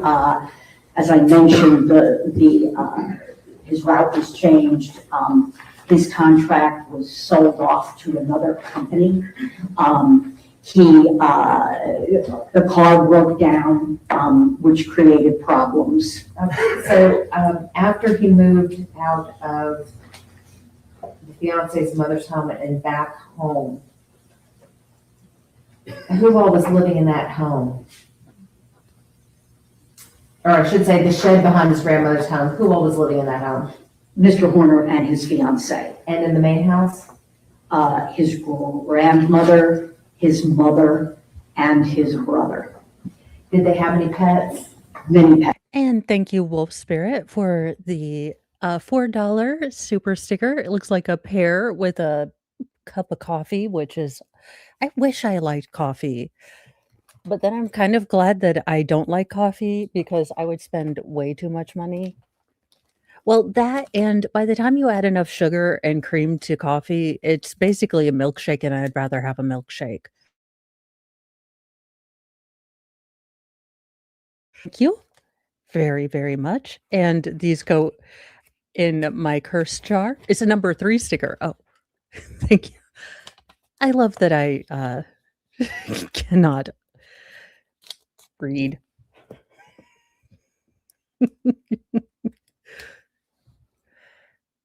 I do want her to say strategery now. Ah.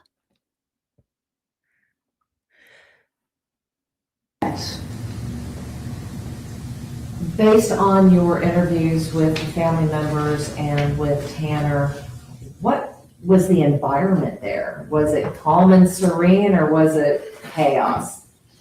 It Or was somewhere very, between? it was very chaotic.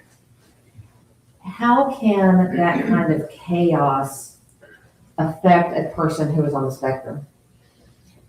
Well, it can affect that individual in a number of ways. So first of all, there's the sensory issues that someone on the spectrum has. You know, there was arguing, there was loudness. Then there is the need for, you know, kind of sameness and a routine that someone on the spectrum has. And that was definitely disrupted. Dr. Ryan, you noted in your report that Tanner had also been having difficulty. And thank you, Live in Life with FND, for gifting a membership. And that went to Ski Utah 369. Congratulations. Welcome to the Church of Mo. We are, I am working on more membership stuff, and I will be back to reading. I do want to uninstall and then reinstall Chrome so I can get longer videos without it popping off. So that's hopefully going to happen this weekend. And issues with his own mental health. What kind of mental health issues was he having in the months leading up to this event? Feeling increasingly anxious, hopeless about the situation. And some of that hopelessness was, in my opinion, clearly a product of his severe depression. Because shortly before the offense, Cassie had actually gotten a job. I mean, they still had, you know, significant stressors. The car had broken down and they didn't have their child and they didn't have enough money in order to move out. And that was the whole thing, to move out, get their own place so that they could get their child back. So he was feeling increasingly hopeless, desperate, and anxious. In addition to the depression and then his baseline deficits in terms of how he deals with stress and problems. Was it during this time that Tanner had the suicidal ideation of walking into traffic? That was, I believe, around May, when he went to get mental health treatment. He told and I believe he told me, but in the record it was that he had told the person who evaluated him that the only thing that kept him from killing himself was his son, the thought of his son. And Dr. Rainey had mentioned that Tanner's roots had changed and that was causing significant stress in his life. Tell me more about that. Why would a change of route on for a delivery man cause such stress? His previous route he was very familiar with. He was very familiar with the area. He had essentially grown up much of the time there. He had a sort of routine in terms of how he would be able to deliver packages. I think the reality is his new route or route it might have been anxiety provoking at the beginning for someone who's neurotypical. It took him much longer to deliver packages. I guess from what he told me, the driveways were much longer on this route. He was much less efficient, and his workday was far longer than it had been before. Generally speaking, how long does it take someone who is neurodivergent to settle into a new routine? Does it take longer than a neurotypical person? Yes, it would take longer. And, one of the things that he told me was typically prior to his son, he would have quit his job. He wouldn't have been able to handle it. And he had left multiple jobs. Like one time, he left his job at Outback Steakhouse because the dishes were piled too high. Part of it is that he had to methodically clean every single plate a certain way, which is why the dishes piled up. But, he just walked out one day because it just got too overwhelming for him. The thing that kept him from doing that in this job was the recognition that he, as he put it, he needed to work. Dr. Anna, I want to switch gears a bit, okay? During your forensic evaluation, did you discuss any past trauma with Tanner? Yes. What role does past trauma play in a person's current life? Well, significant trauma, we know now, does create brain changes, particularly childhood trauma, and can create a situation where that thinking and rational part of your brain, that frontal lobe, sort of is overtaken by another part of your brain called the amygdala, which is part of the limbic system, which is that emotional part of your brain. So that, you don't process threat, for example, in the same way as someone who doesn't have significant trauma, that you're much more likely to be super sensitive to threat. So I think that you take someone who's got autism spectrum disorder, ADHD, major depression, and has a significant trauma history, and you've got what I mentioned before, these compounding effects that when under stress, they're just not functioning in any way, even at their baseline, let alone what someone who's neurotypical would. Is there a difference in how trauma or childhood trauma affects brain development versus maybe trauma that we experience later in life?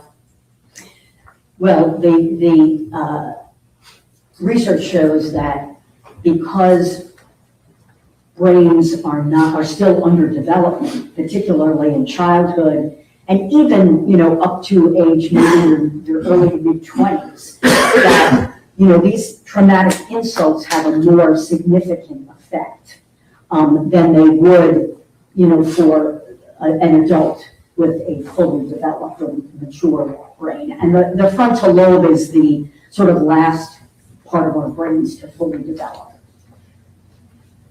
We have heard evidence today, or over the last couple of weeks, about Tanner's home life and about what it was like growing up in that home. I want to focus some more on specific traumas that Tanner had endured. Did Tanner suffer any significant traumas during his life other than just the basic home life that we've discussed before? Yes. What types of traumas did he suffer? Well, there was severe bullying, which has been described. Bullying in school, bullying in high school. That is, we know that is traumatic even for, if the bullying is severe, that's traumatic even for neurotypical individuals. One of probably the biggest trauma was a rape at age 10.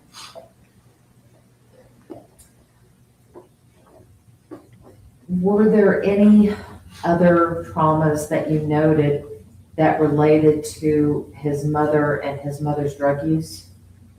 Yes.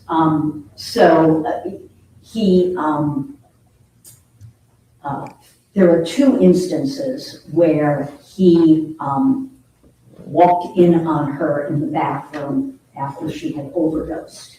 One time when I think he was very young, and I believe his grandmother and mother had mentioned that.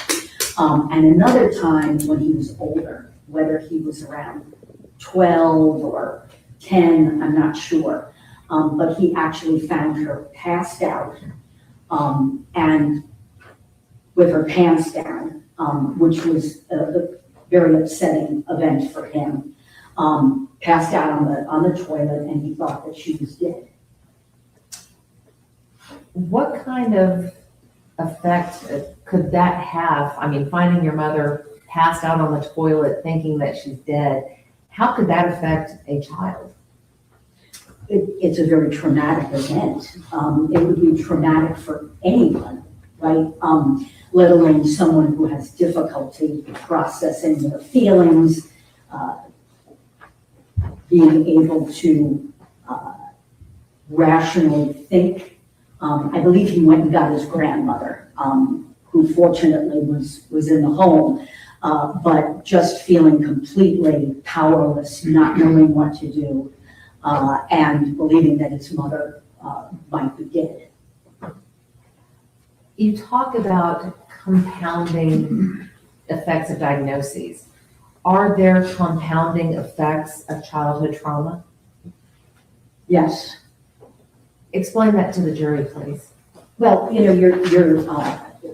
what I had mentioned before, your trauma can affect the brain in such a way that it's called you no longer have a top-down effect, where during stressful situations, you're able to rationally think your way out of them.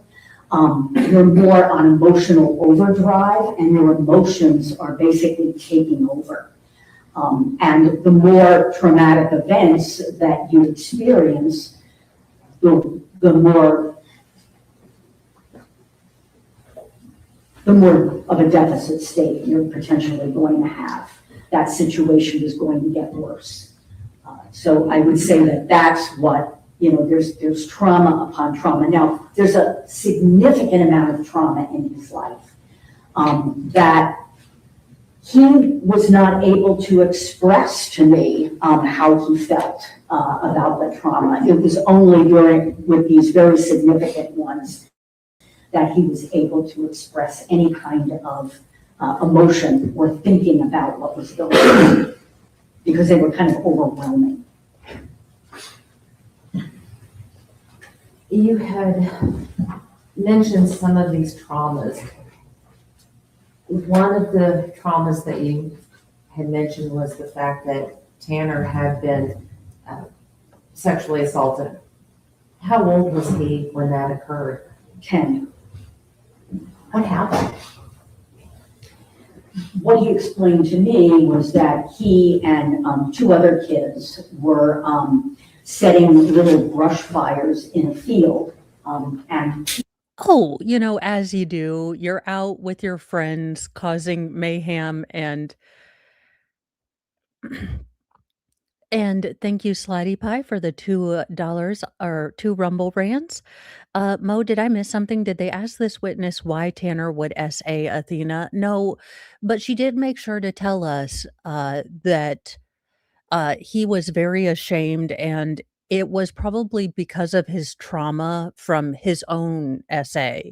So she didn't get into, and the defense used the word attempted there. But yeah, we basically spent a couple minutes saying he was very, very remorseful. He looked down and he was having a hard time talking about it because he was uncomfortable.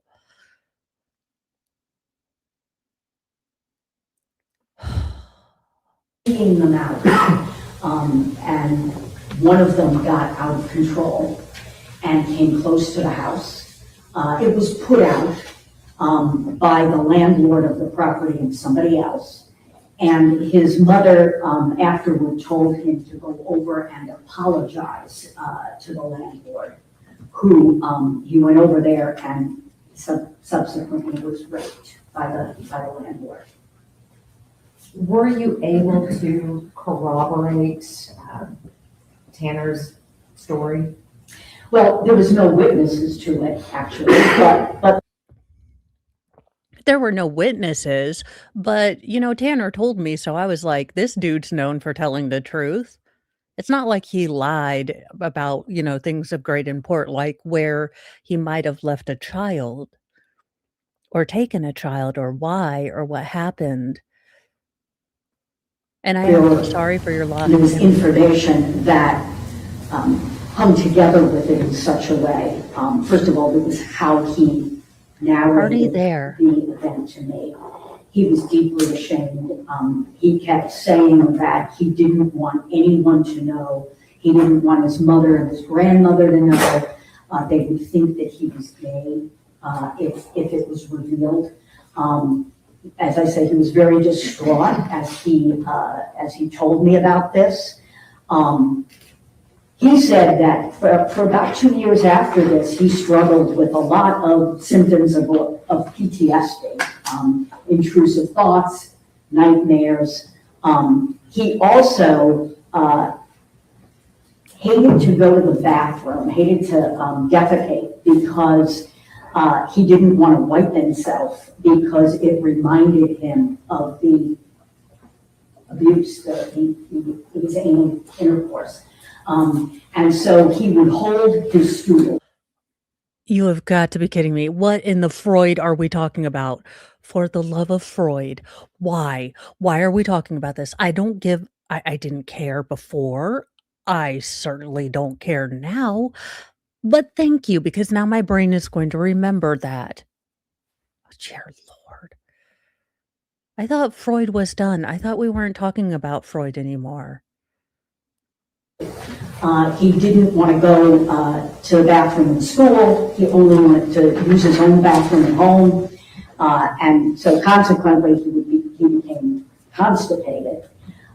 There was and his mother and grandmother did indicate that he had some trouble. They were kind of vague with constipation and smearing. That's a problem with kids who hold their stool. They end up having some leakage from around the hard stool.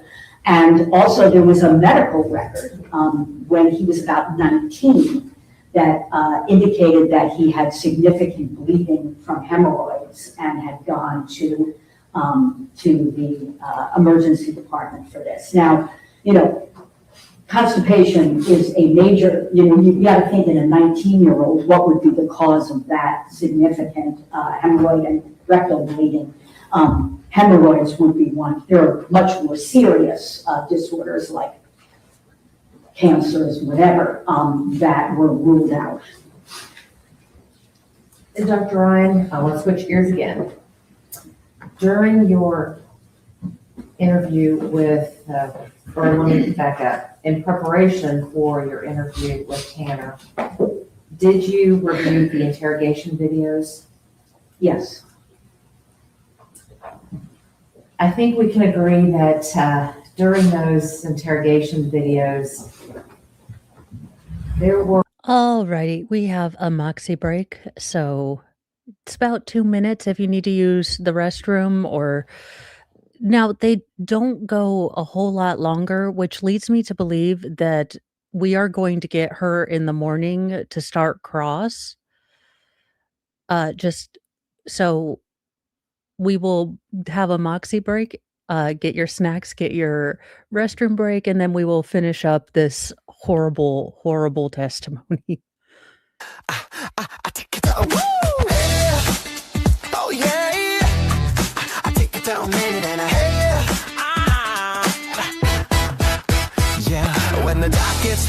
gravity is high.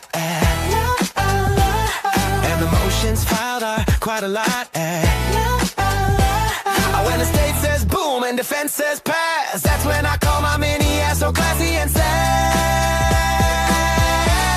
Woo! Oh, Moxie, the emotional support mini donkey.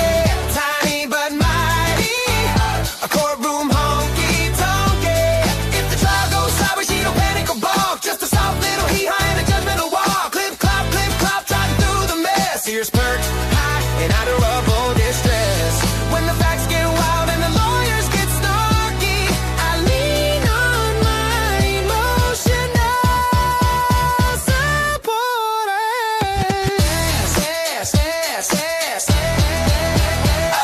If a witness says I can't recall, she side-eyes gently from the stall. If the sidebar lasts all afternoon, she hums a brave that's slightly off tune. She's pocket-sized but bold of heart, a fluffy illegal work of art. From board down woes to verdict day, she snacks on hay and leads the way.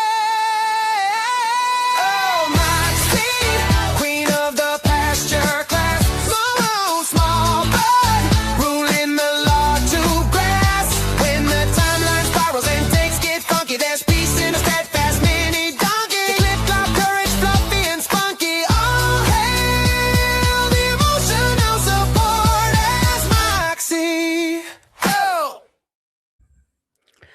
All right, let's hold our noses and get through this. It looks like we have at most 20 minutes, but what that tells me is we're probably not going to get to cross until tomorrow.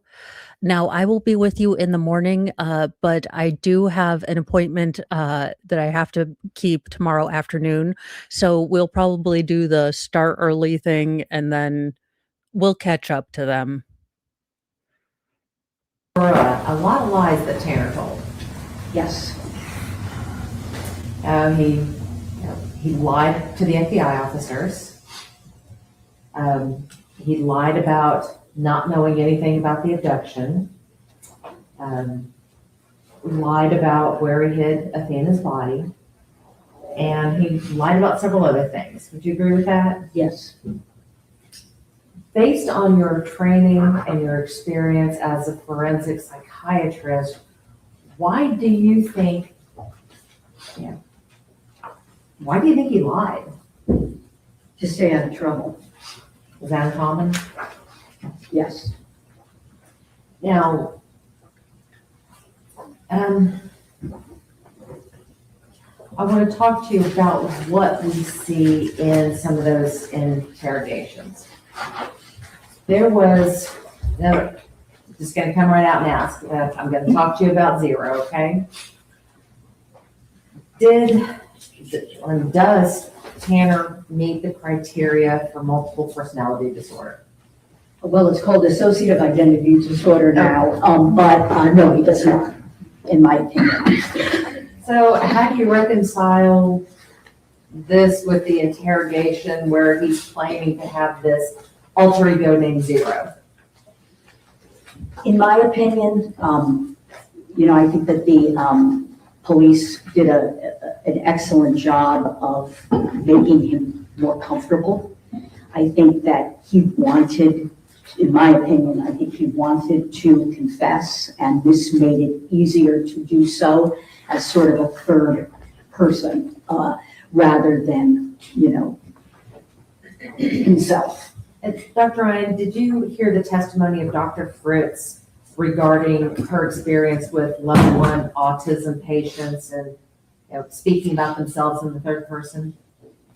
I think I'm not sure that I did about that. I tried to watch some of it, but I had some connectivity issues and I didn't see all of it. Well, in your practice and based upon the patients that you have observed, do you find that it's easier for them to speak about themselves in the third person? Sometimes it is. Sometimes it's easier to do that and kind of distance yourself from it. What do you mean by distancing yourself from it? Distancing yourself from what happened. It's kind of moving closer and closer to, taking some responsibility. Do you think that Tanner actually believed that the officers were buying his act? Yes, I think he believed that they were because of his deficits in perspective thinking. I mean, I think that anybody who would have seen that video would have known that it was not legitimate. But if they knew anything about dissociative identity disorder, NPD, but I think he believed that they believed him. Does this go into what we were referring to as the theory of mind? Yes. How so? Well, he has an impaired ability to recognize what other people are thinking and feeling. So does the defense. You all have a profound deficit to understand what people are thinking and feeling. Evidence this defense. And that is related to the autism spectrum disorder. Many individuals with autism have that problem. In your experience, do you ever find that when someone who is on the autism spectrum is being questioned or pressured into giving an answer, do they ever just give an answer to make it stop? Yes, I mean, not even, you don't have to have autism spectrum disorder to do that. People can do it who are neurotypical. During your evaluation of Tanner, did you find this to be true with him?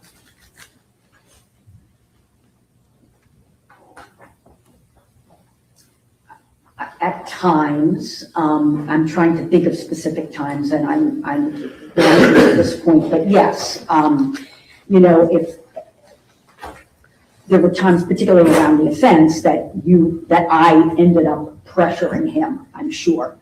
And then, the question comes up then, how comfortable was I with the fact that what I pressured him into potentially saying was actually reliable and accurate. And then that comes up with putting it together with the totality of everything else that I had in terms of the evidence that I saw and, the rest of the evaluation. As a part of the records that you reviewed in this case, did you have the opportunity to review the letter that Tanner wrote to Athena's parents? Yes. I want to talk to you a little bit about that letter.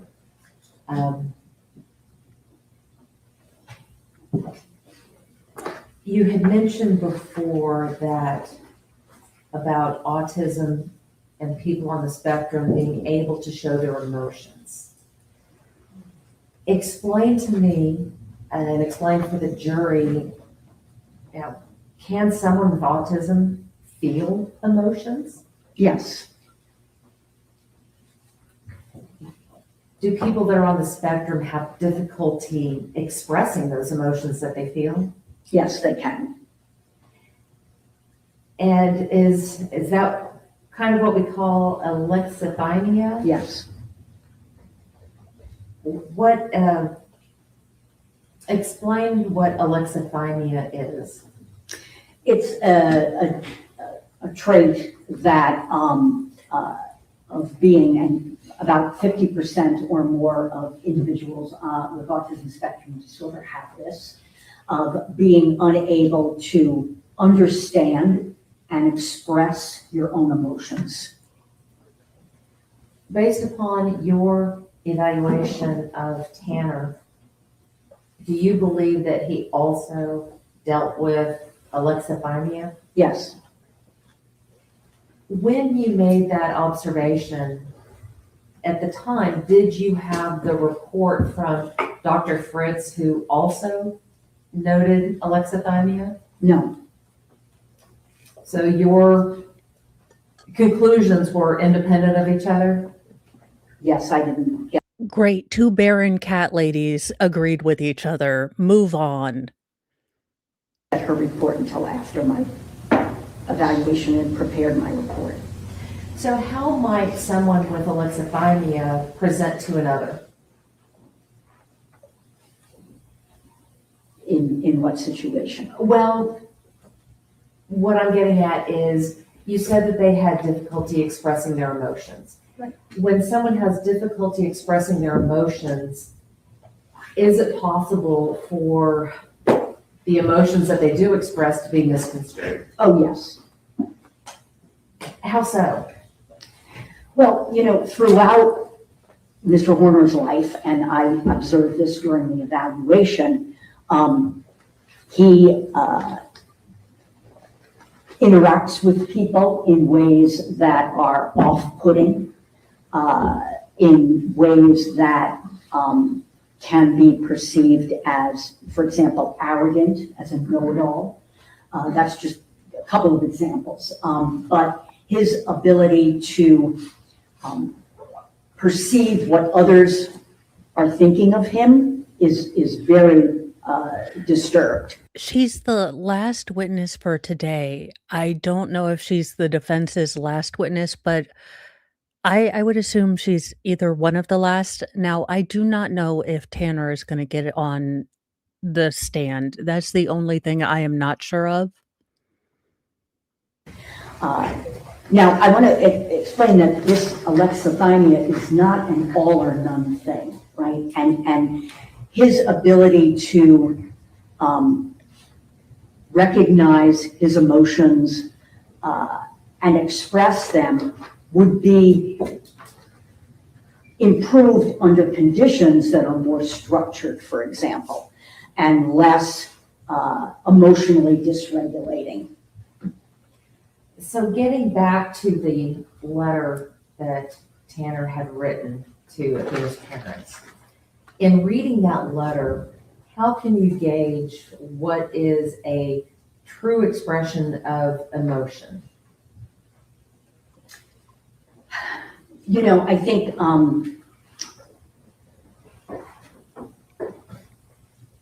when you read that letter, when I read that letter, I read it kind of in two ways, right? As a non-psychiatrist and as a psychiatrist who has a lot of experience with individuals with autism spectrum disorder. As a regular person, there's elements of it that are pretty kind of infuriating in some ways. It seems like he's making excuses for himself, and you say, like, what in the world? This isn't the place for this. On the other hand, having spent so many hours with him and recognizing how he moves through the world, in my opinion, he was expressing remorse. He felt genuinely awful about what he had done. He recognized as much as he could that he had brought pain to parents because he is a parent himself. And in my opinion, that was as far as he could go, and it was genuine that he felt terrible about what he had done and wanted to express that. Was that feeling consistent throughout your interviews with him when he spoke about the event? When he spoke about Athena and the event, yes. And Dr. Ryan, I promise I'm almost done. I just have one other issue area that I want to get into with you, okay? What is the AAPL? That is the American Academy of Psychiatry and the Law. What do they do? Well, it's an organization, basically, of forensic psychiatrists. And Oh God, the gathering of neuroses in that room. Y'all realize that most people are attracted to psychiatry to try to figure out what is wrong with them. And I am imagining the pathologies and just behavioral issues alone in that room with a bunch of forensic psychologists. if I could watch that through a two-way mirror, that would be like a field trip for me. Forensic psychiatry is is the clinical and scientific application of psychiatry to legal questions and issues. So this is an organization of forensic psychiatrists, and they are involved in teaching, education. Their mission is to, one of their missions is to promote a high standard of forensic evaluation. Do they publish guidelines related to forensic evaluations? Yes. Are these mandates? They're not mandates, no. They're guidelines, recommendations to assist psychiatrists in performing a variety of types of forensic evaluations: insanity, competency to stand trial, civil evaluations, capital evaluations. So are these basically just a set of best practices for forensic psychiatrists to use when doing these enumerated evaluations? Typically, yes. And typically, should a person or should a doctor who is doing one of these evaluations follow those guidelines? Yes, I mean, there certainly can be deviations, right? Because every evaluation can be somewhat different because individuals are different. But if you deviate substantially from the guideline, you should have a very good reason for doing so. Should someone practicing forensic psychiatry for 20 or 30 years, should they at least be aware of these guidelines? Yes. When you conducted your forensic psychiatric evaluation of Tanner in this case, did you follow the guidelines set forth by the AAPL? Yes. I hesitate because I've gone over them so many times with fellows that I'm teaching that I didn't read it before I went in to talk to Mr. Horner. But yes, I'm very familiar with them. Dr. Wright, I want to talk to you a little bit about how Tanner has adjusted to his time in jail. Counsel. Counsel, I don't give a rat's rah-rah in Hades how poor little butt monkey is doing in prison or jail.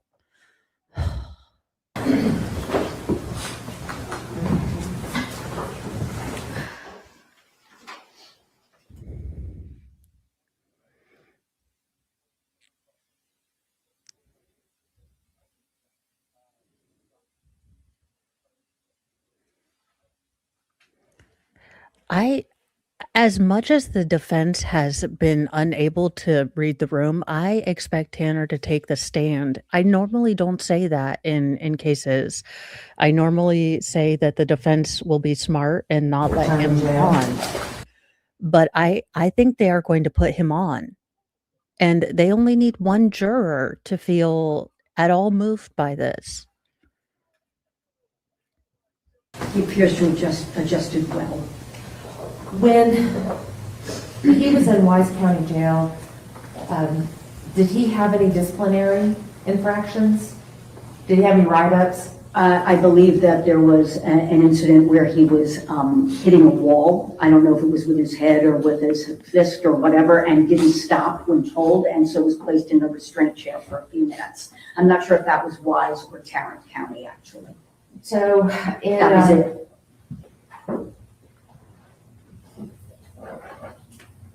During your time that you saw him in Tarrant County, did you review the records? Yes. And did he have any disciplinary write-ups? I did not see any. Do you believe, based upon your evaluation and what you have reviewed, do you believe that Tanner poses a threat to other inmates if sentenced to prison in this case? I don't believe that he has a high potential for Why is that? any dangerousness. Why? Because, well, for a variety of reasons. First of all, his particular disorders make him much more likely to be prey than a predator in a prison environment. He doesn't, understand social cues. He Wait, tell me more about how he is going to be prey. acts in ways that will probably, piss people off in prison. Also, prison is a very structured environment with varying layers of structure. And also, he doesn't have a past history that would be compatible with being a major violence risk in a prison environment.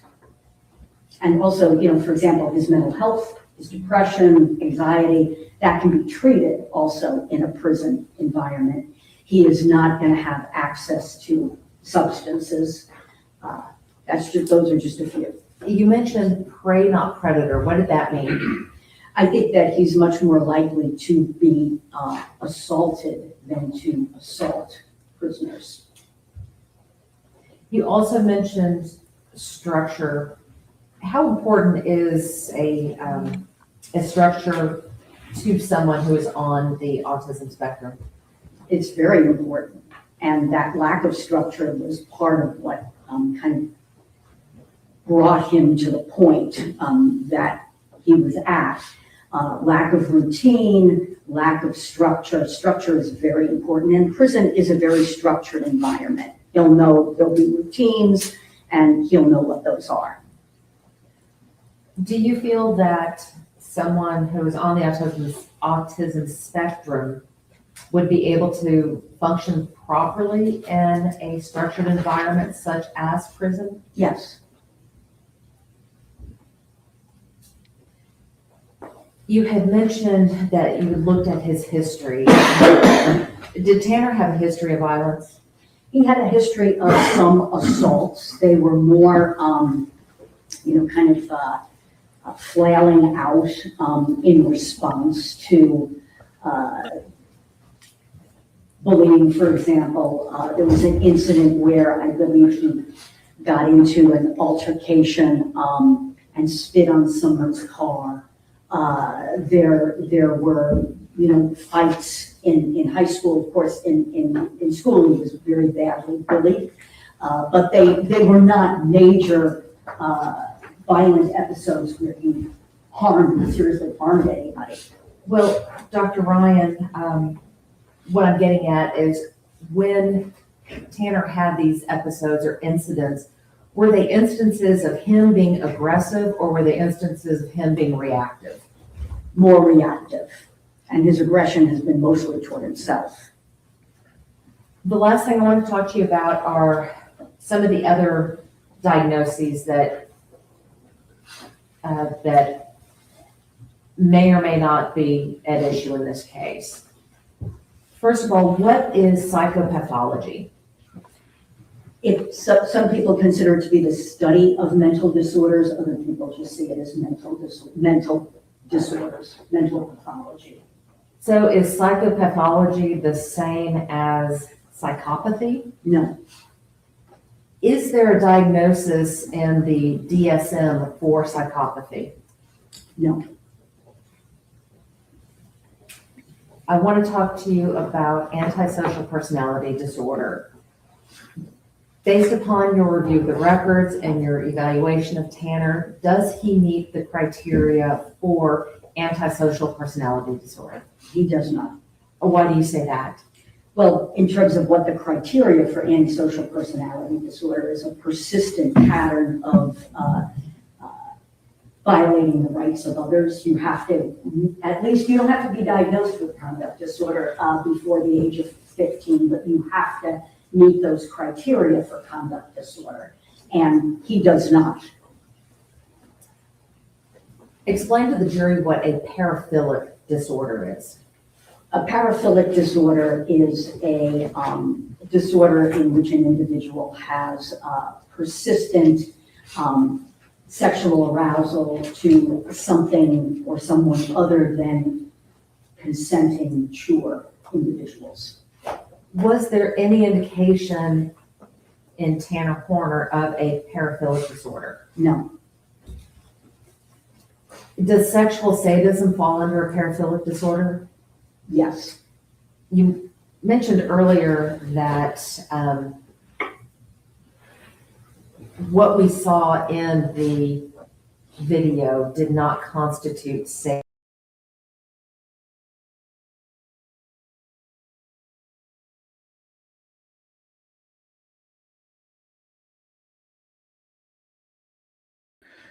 Again, they're trying to forestall the fact that this is a thing that he thought about, that he is not, this is kind of ugh.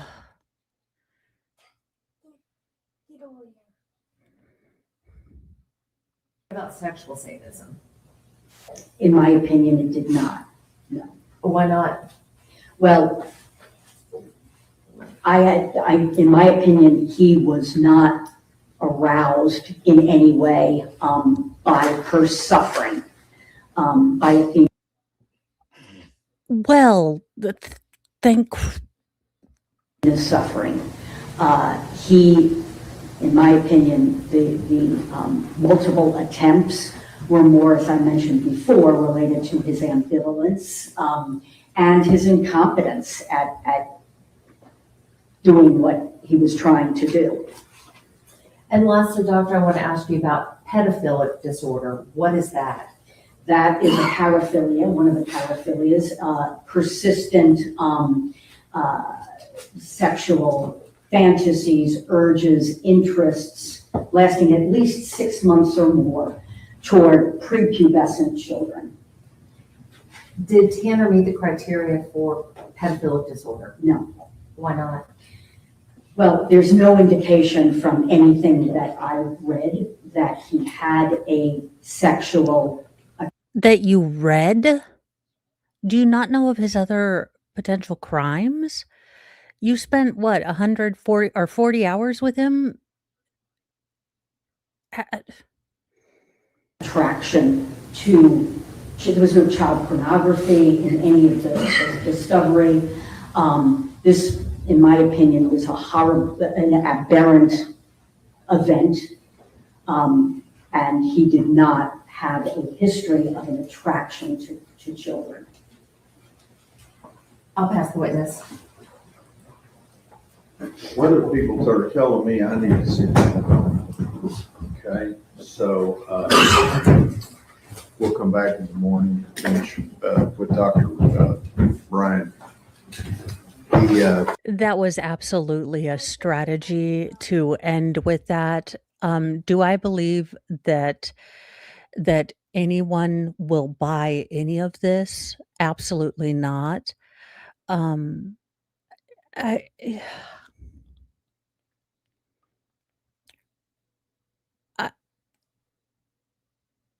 I am rarely speechless.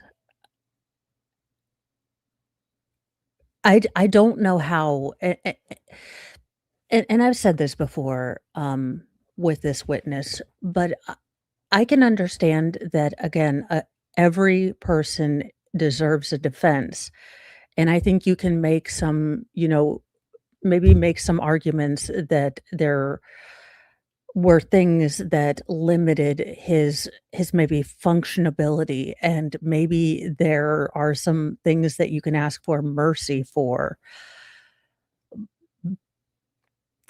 But legitimately, I have to ask, is this a plant from the state? I don't imagine that this is going to persuade a single person, but the fact that 2 professionals could watch not only read the transcript, which is horrific, but watch and listen to what the jury got to listen to, or had to, not got to, had to, and still say all of this. I understand being ideologically against the death penalty. I have some definite hesitations about it because I more cynically, don't trust the government, more so than a moral or religious, disinclination towards it. That being said, there are ways that you can present a case. Steve Gosney wouldn't present a case like this. And he is very much against the death penalty and has done, he's been defense for, people that you would honestly call monsters. And yet he absolutely would not do this. There are ways to present a defense for this case. Not that I think that the optics would change anything. Deviance, I'm fine. I'm just I'm forgetting that for the second year in a row we have a graduation. So I seem to have forgotten last year and into this year that April and May are just gonna be crazy for me, and I just forgot that they are like that. So this case is heavy, but it's more, "Oh my goodness, we've got so many things. We've got prom, we've got, all the forms and things, and it's just a lot." So we're trying to get all of that. Um, yeah, it's really they are trying to do Jekyll and Hyde, but I don't think that you can do that. Especially with how calm, cool, and collected he appeared directly after the incident. He said that he was sick and he'd gotten sick, but he was fine. He was smoking a cigarette. He was cleaning out the van. He was calling his boss to let him know that he needed the van, the very same van the next day. And, all of this. So I don't know that anyone's gonna buy the defense. I highly doubt it. But let me see who I can send you forward to. Do, do, do. I don't know who is going right now. It looks like Sal is going, and it's a pit bull stabbing trial. So, Whoever stabs a pit bull dies. well, I don't know if it's Pitbull the rapper or I'm not it's quite not sure. a dog. I don't know. I thought it was a dog. As you can see, youngest most feral is home. So I am going to go do mom duties. I hope you guys have a great rest of your evening. Remember, take care of yourself. This was a long, long day. So get some food, get some rest, and I will see you guys in the morning. Bye, you guys.